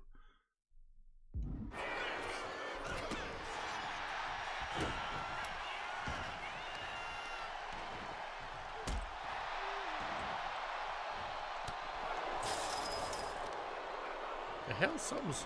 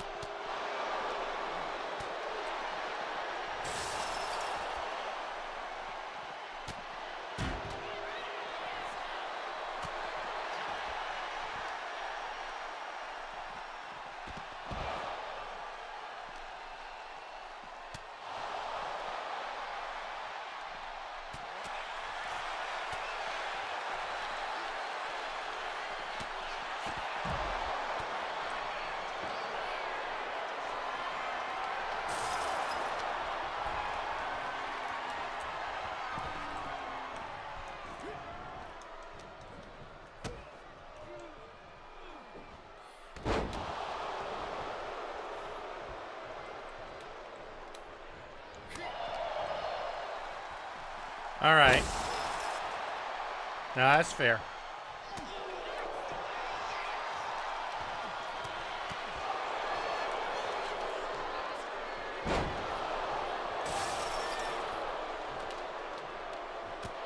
Thank you. 1, 2, 2, 3. 3. There we go. Now see what our next objective is. Huzzah! We're into it now, folks.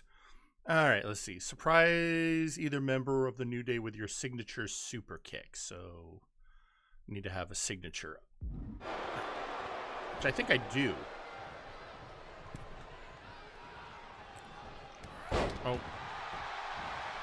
But I got to be able to set it. All right, well, you know, it didn't care which one. Wait a minute. As Jay, bring the fight to Big E. Now, wait a minute. Which one am I controlling? I am controlling Jay, I think. Or no, I'm contributing. Okay, so I literally have to.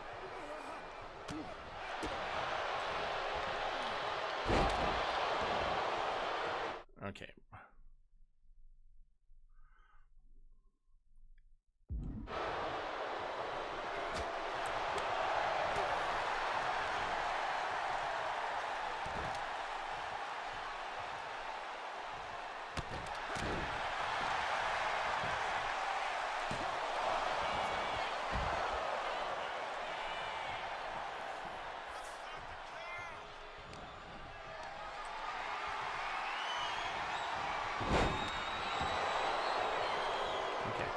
Get up.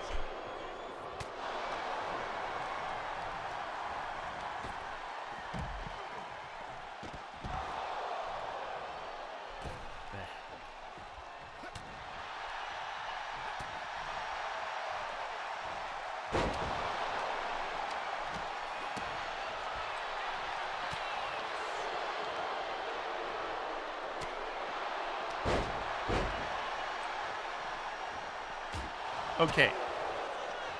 All right, I got to figure this. Controls. All right. Opponent taunt. Move stance. Dodge reversal. Okay. Current display swap team member.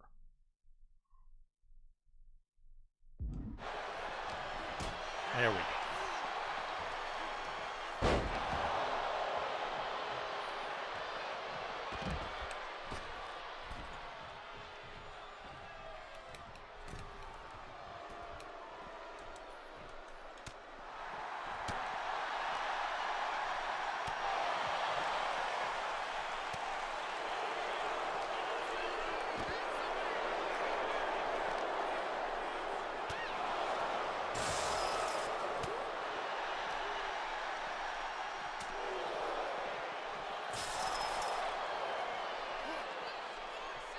Okay, problem is, again, this whole pathing problem. Yep.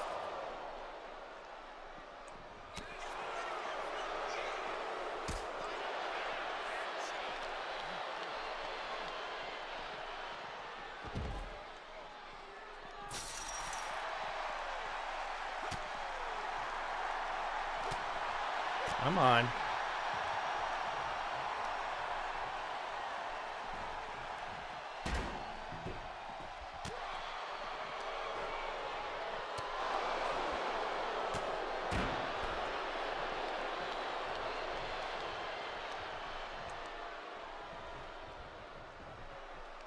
There we go. At least we can move this scene forward.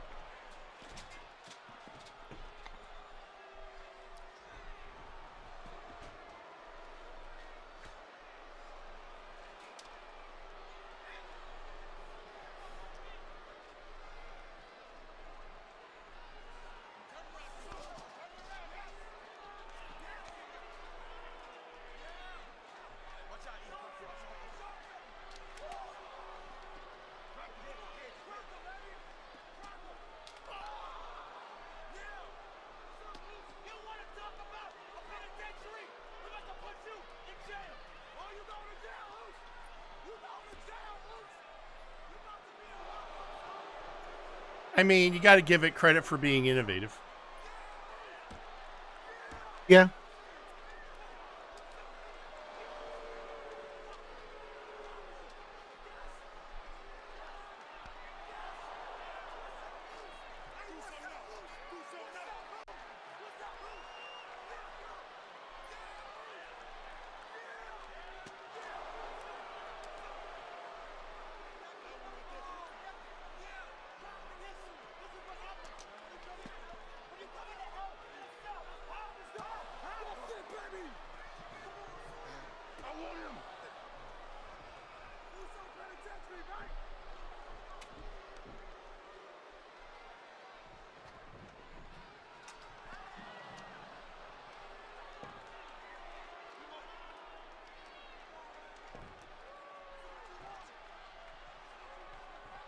All right. Anytime now. I mean, I get it. We got to do the cutscenes. They're cool, whatever. I want to get back to actually playing the game now. All right. What's my goal?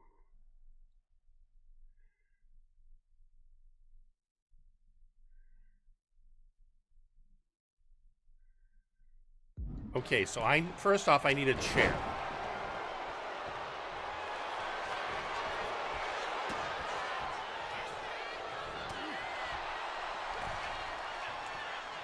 Okay, hang on. Which one am I controlling?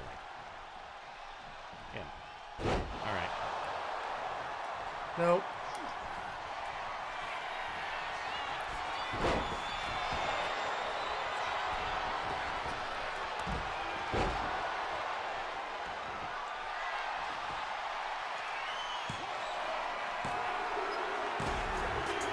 Seriously. Oy vey. Oh, well.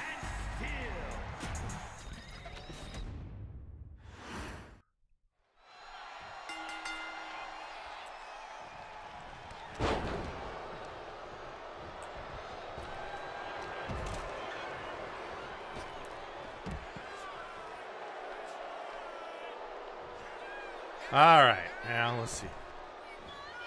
Got that part down. And I mean, the answer was get him out of the ring so I can do something.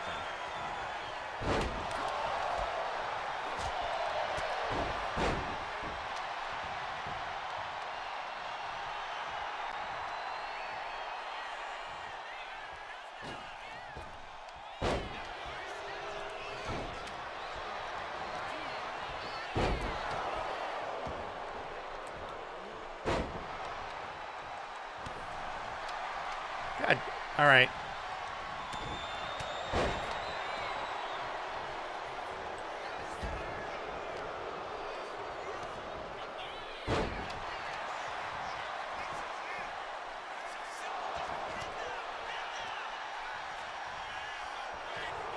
Thank you for putting me back in the ring.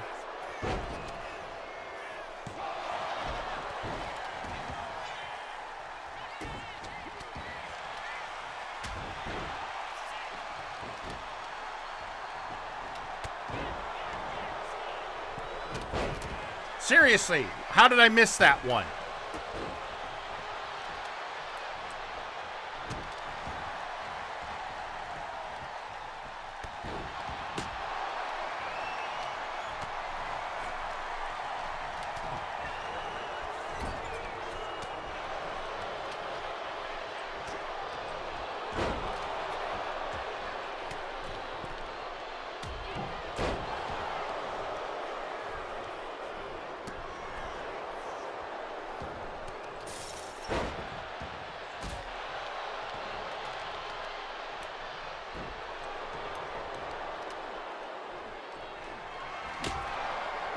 Oh.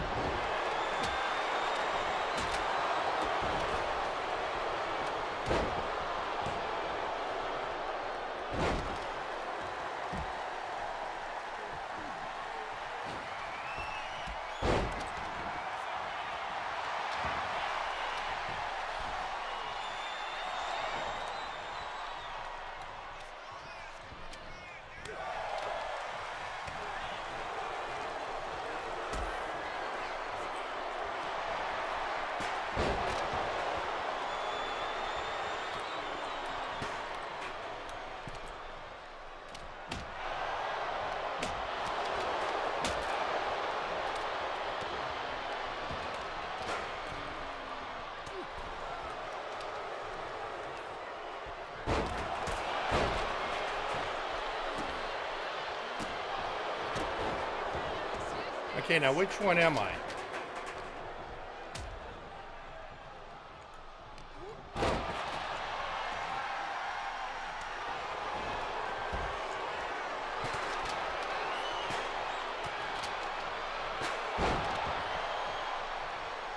Clearly the wrong one. Okay.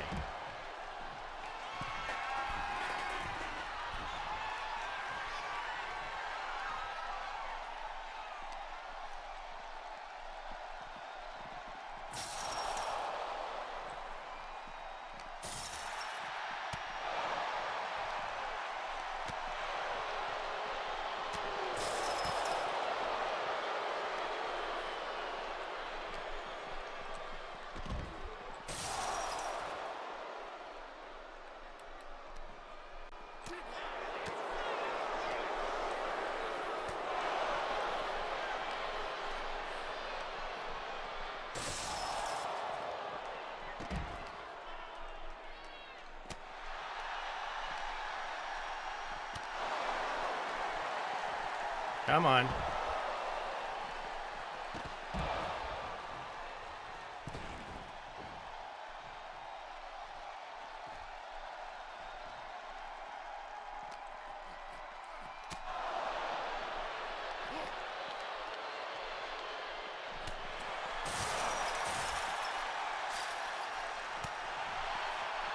Again, how am I late on these?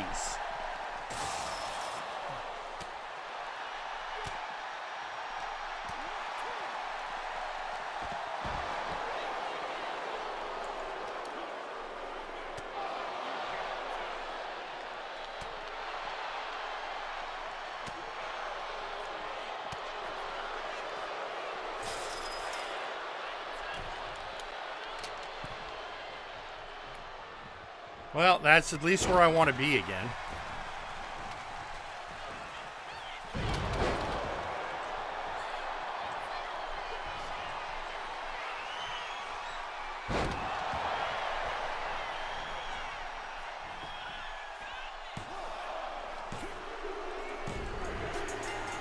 All right.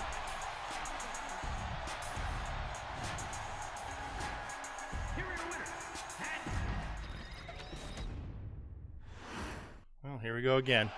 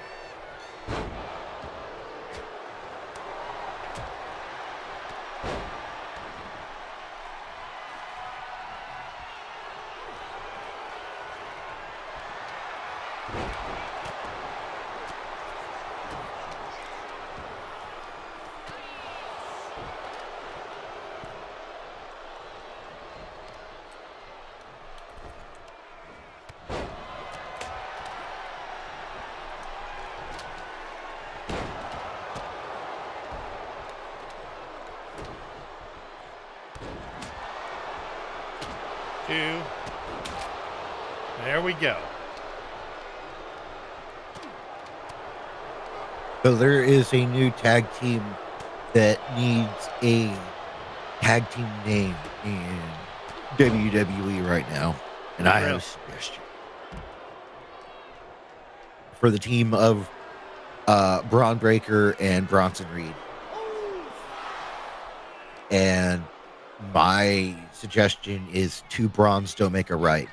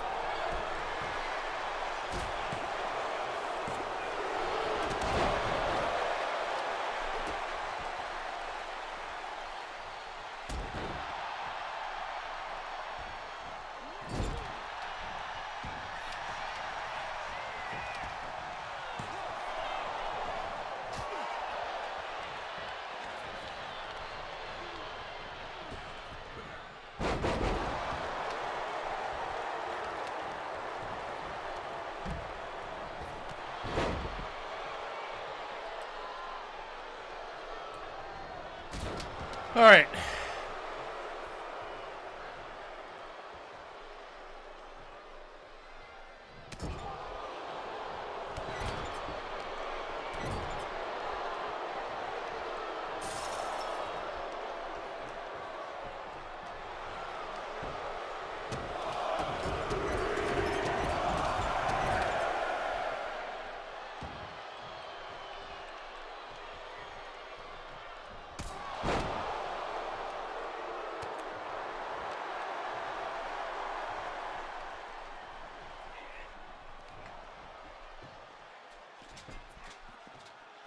All right, now we get to go through this cutscene again.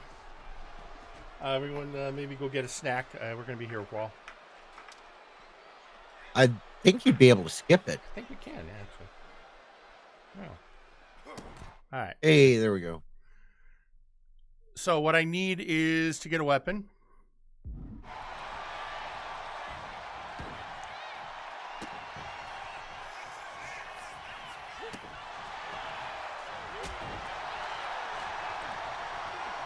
Oh. Okay, there's no weapons on that side.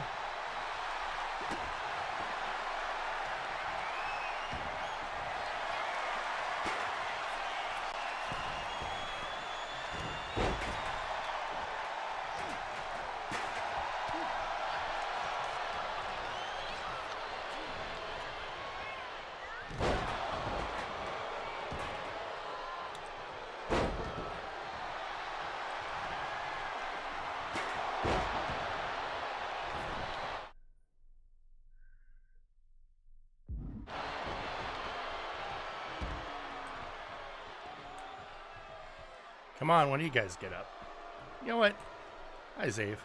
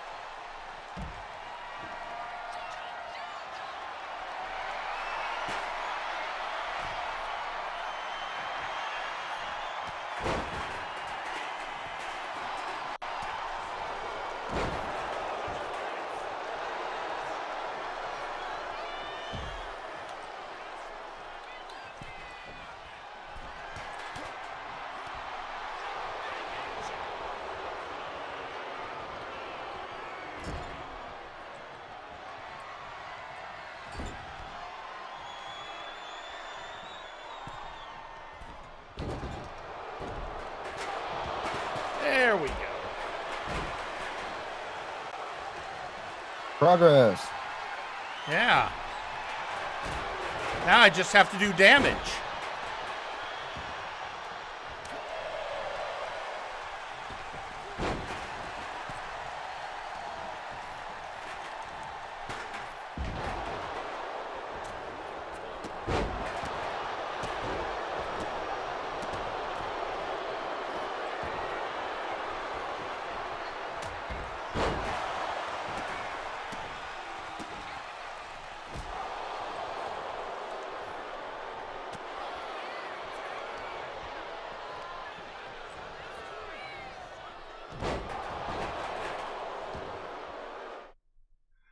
Okay, as Jimmy hit Big E with a front heavy attack in the ring. Okay, which one am I right now? I am Jimmy. Good.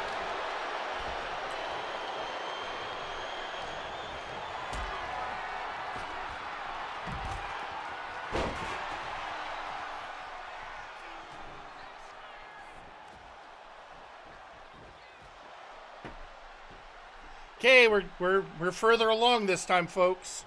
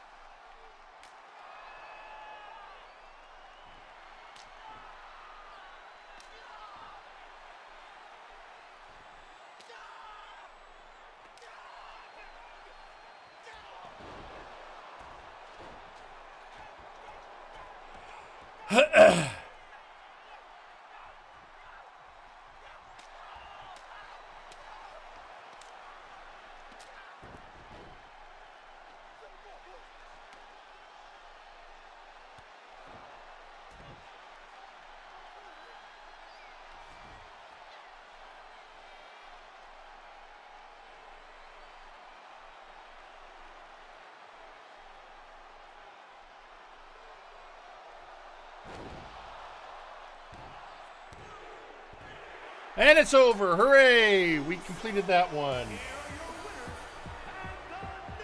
Yay!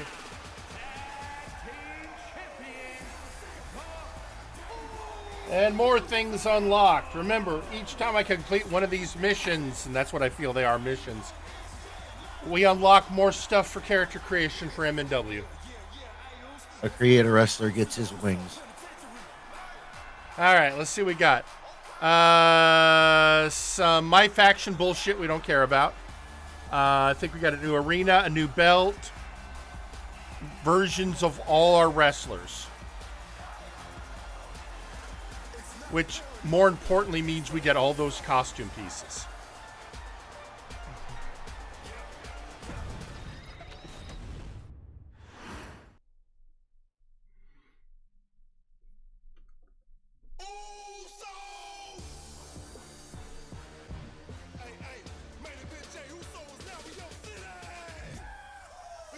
And okay, they are counting Naomi. Which I mean, she. by marriage. Yep. I mean, she is a member of the family, and if she has kids, they will be a bloodline member of the bloodline. So,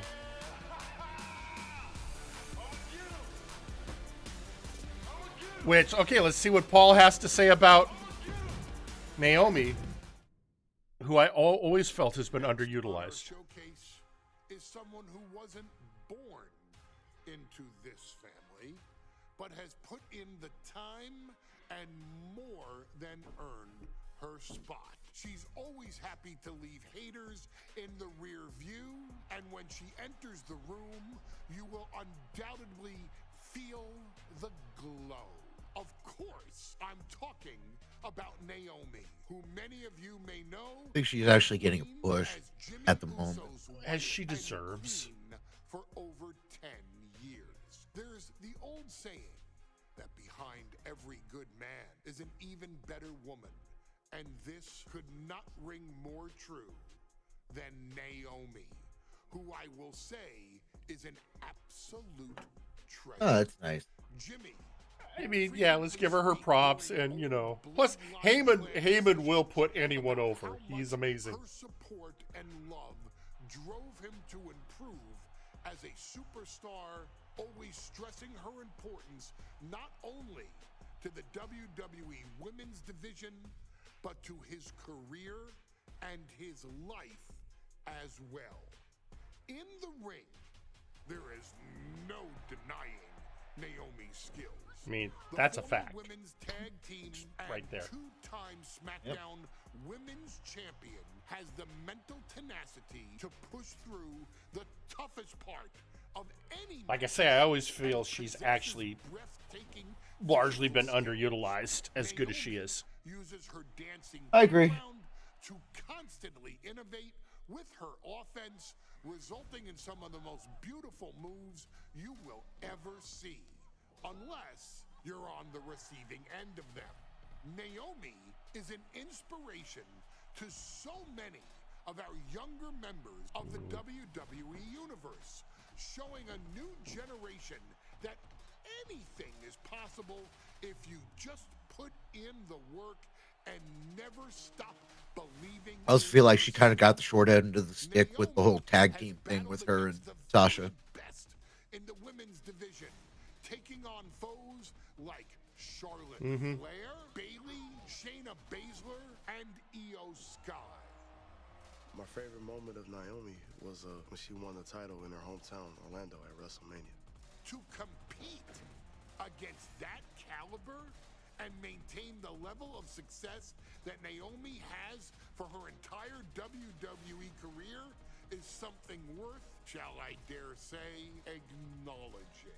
Naomi has even teamed with fellow family member Tamina through the years, proving the family you choose can often be the most important. And in true Uso fashion, Naomi shows an unrelenting desire to win, to achieve greatness, and to dominate her opposition. Many mistake her smile as a sign of kindness, but they quickly realize their mistake as Naomi unleashes a flurry of kicks, flies at them with moonsaults from all angles, and then ties them up in knots. Naomi is having fun, but Naomi is never playing. And now, we take you back to the 2020 edition of Super Showdown, which saw Naomi challenge Bayley for the SmackDown Women's Championship. Unfortunately, a ridiculously lax referee decided it was just fine for Bayley to basically do whatever the hell she wanted. Bayley, oh my gosh, she's trapping Naomi's legs in her shirt.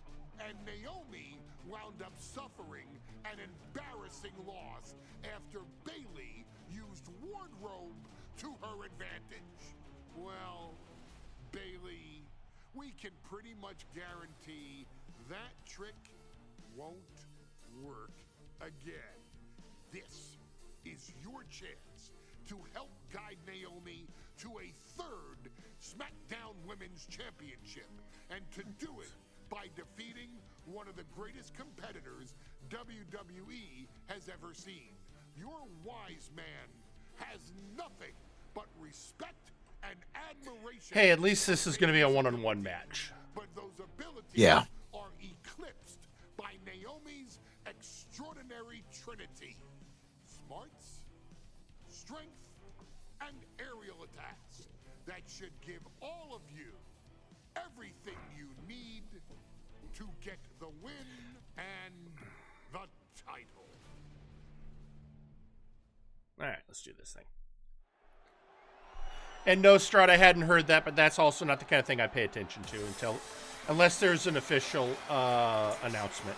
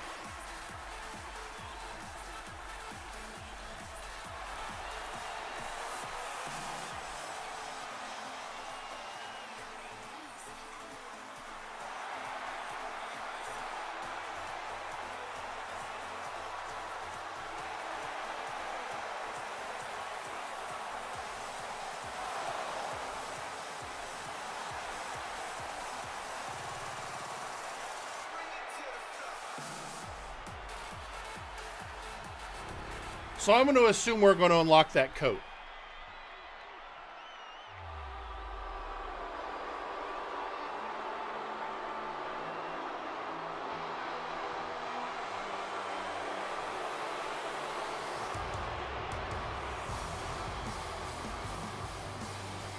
In fact, I'm going to say it. I guess we're going to unlock the Saudi Arabian women's outfits.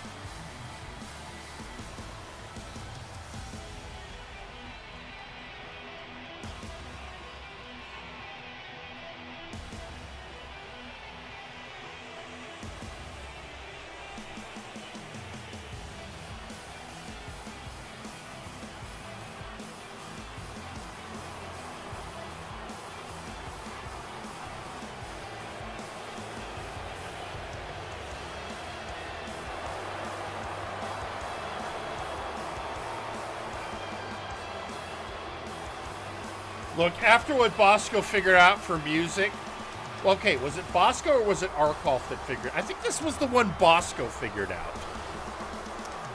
I mean, Bosco usually has the mutant power related to... Yeah, but figuring out you could just... There's no limit to adding music files, and they will show up in the game with whatever title you give them.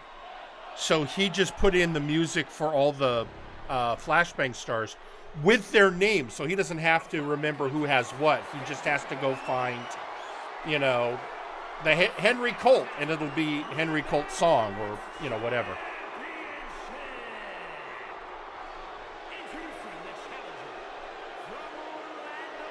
You know, and Zach was like, well, I don't need that. I've got my list. It's like, that's great for you, buddy. But, you know, I also will have to set the music for people in the game. And being able to go, oh yeah, this is Suplex Sam's music, will make my life a lot easier.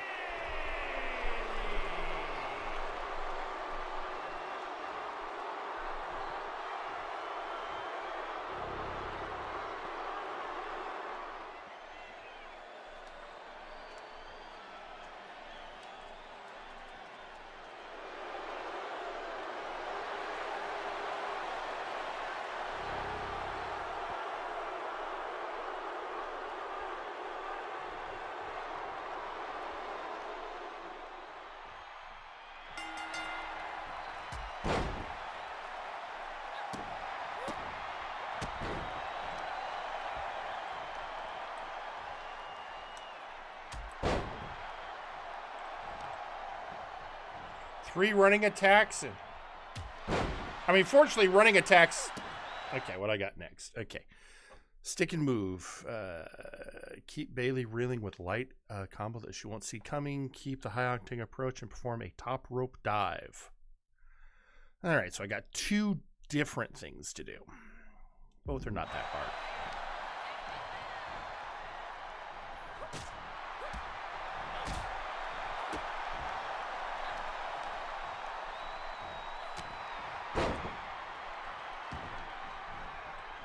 Damn it.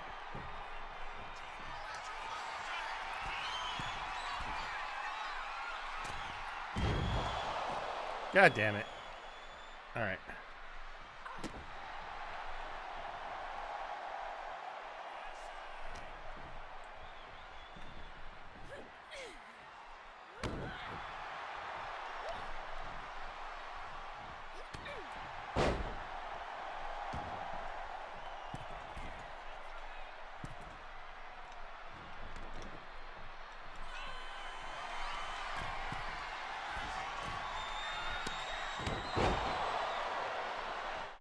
Okay. Oh, while she's ringside. All right, that's easy enough.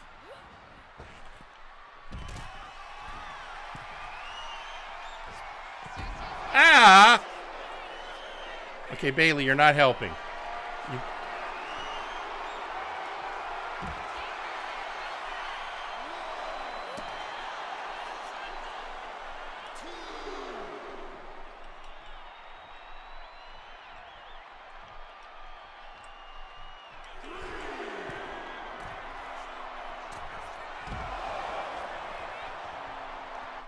All right.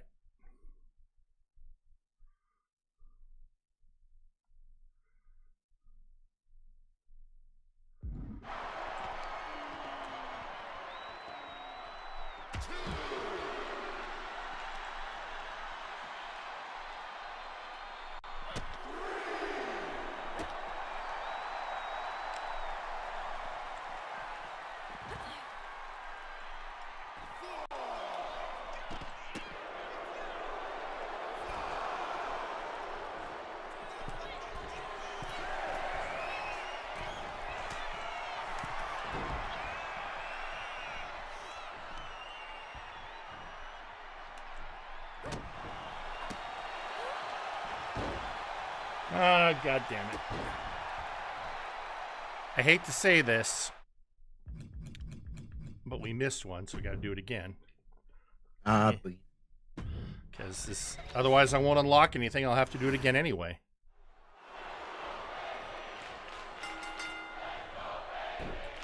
The hell?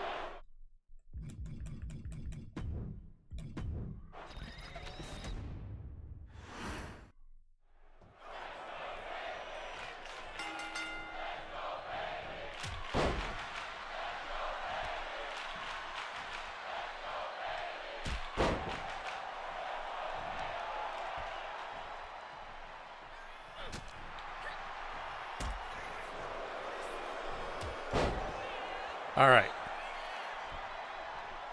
So the trick this time is, let's do the outside move first.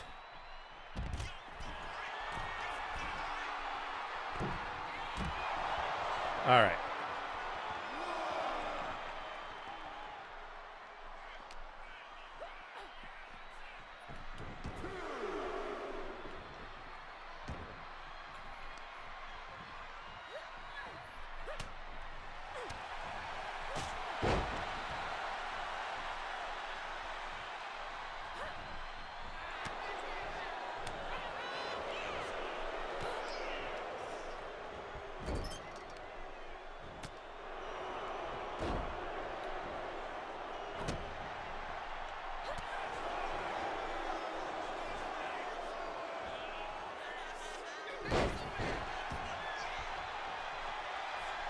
Let's try again.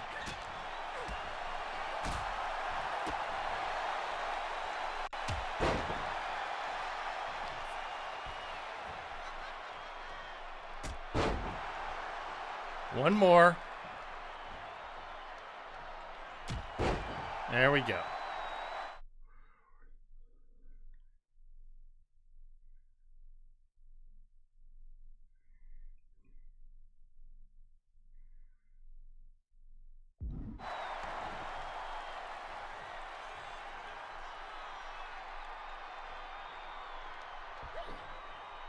Okay, hang on a second.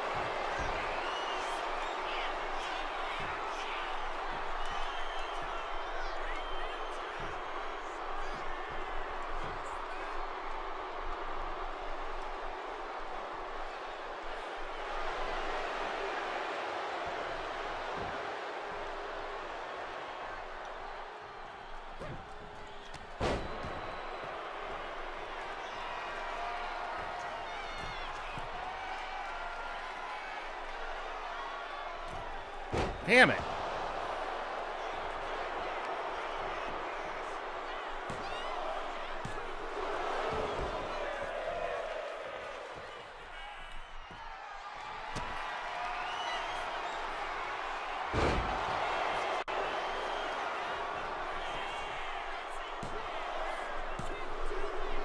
Damn.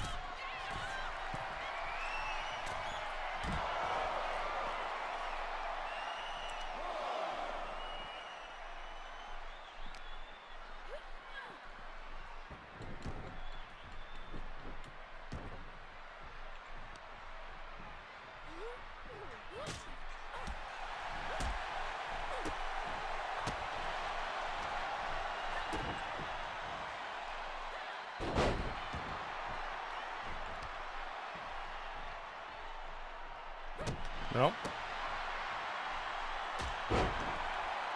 1, 2. Come on.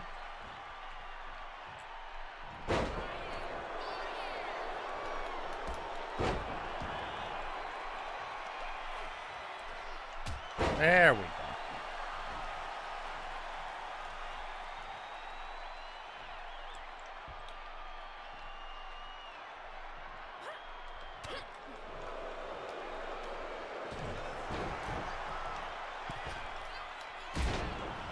There we go.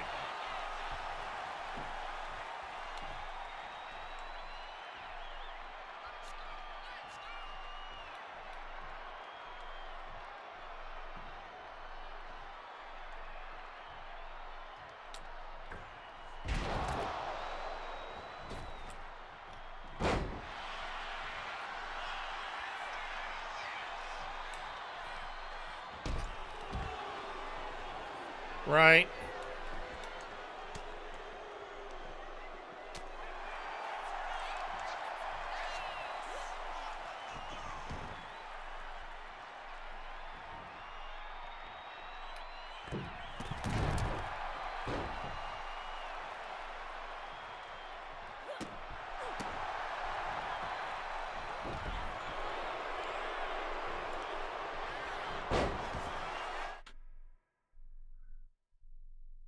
Get Bailey seated on the top rope facing you.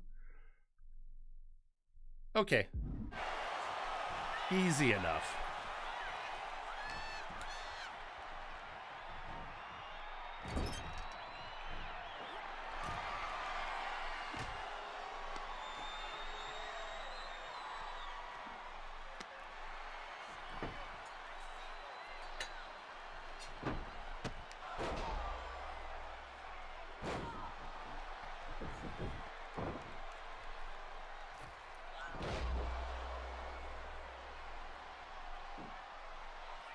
Okay, and here's where's Daly screwed her before, I believe.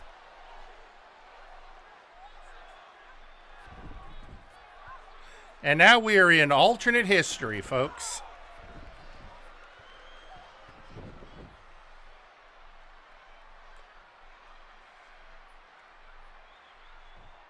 All right.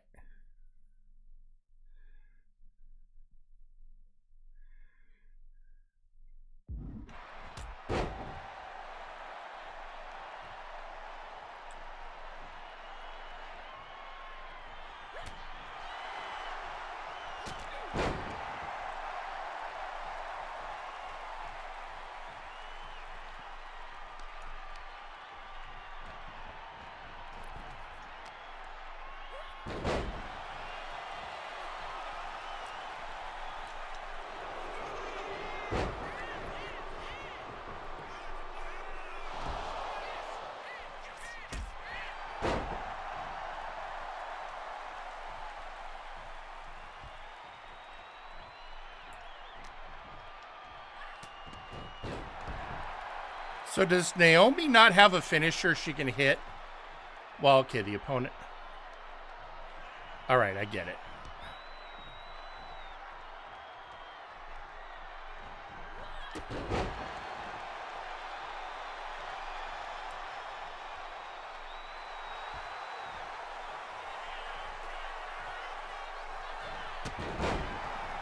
All right, it is.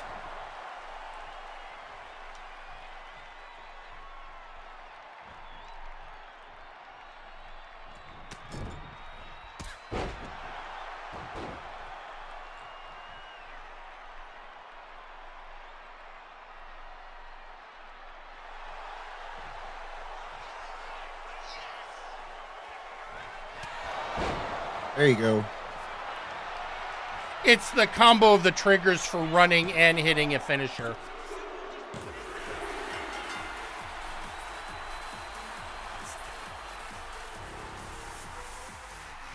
I love how this is one of the Saudi shows.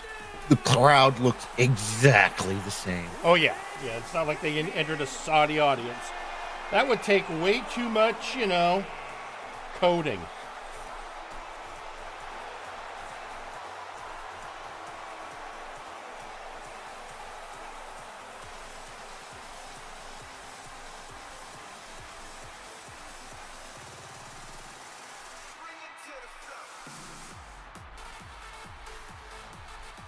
All right, so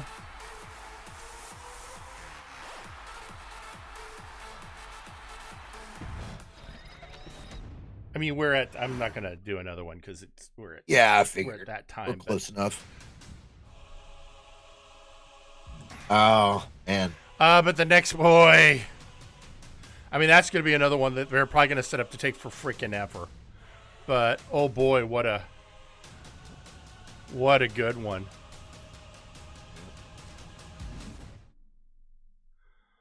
All right. So, as we get ready to wrap up, so we are hitting a point. We gotta, and when I talked to Zacho this week, when we talked to Zacho this week, because it's always a meeting with the three of us. One of the things I do want to talk to him about is the 2K25 creation schedule, because obviously Flashbang has already switched over. So I want us to start getting to work on it, and we'll figure it out. Because it's becoming a thing, and I don't want us to lag on getting that done. So we will figure something out and get things started.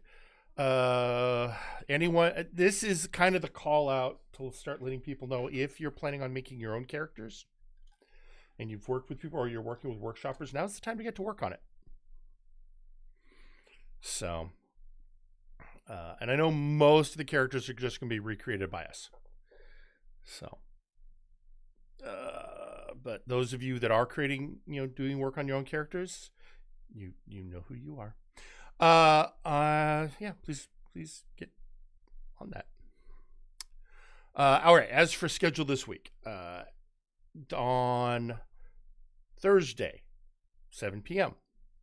it will be the latest episode of Dr. Caliban's Nightmare Cinema, where we are going to be watching episodes 5 and 6 of King of the Rocket Men, which honestly has been turning out to be a great serial. I'm really enjoying it. I want to point out to everyone, and we'll talk about this in character on Thursday, but Tim has found a new resource for us.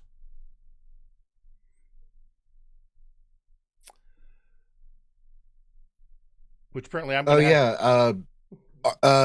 long story short, it's the Internet Archive. The great website called archive.org that user submitted archiving of media, and you'll find a lot of not lost, obviously, but you'll find a lot of rare and obscure shows. I just realized I got to do something real quick. And to our YouTube audience,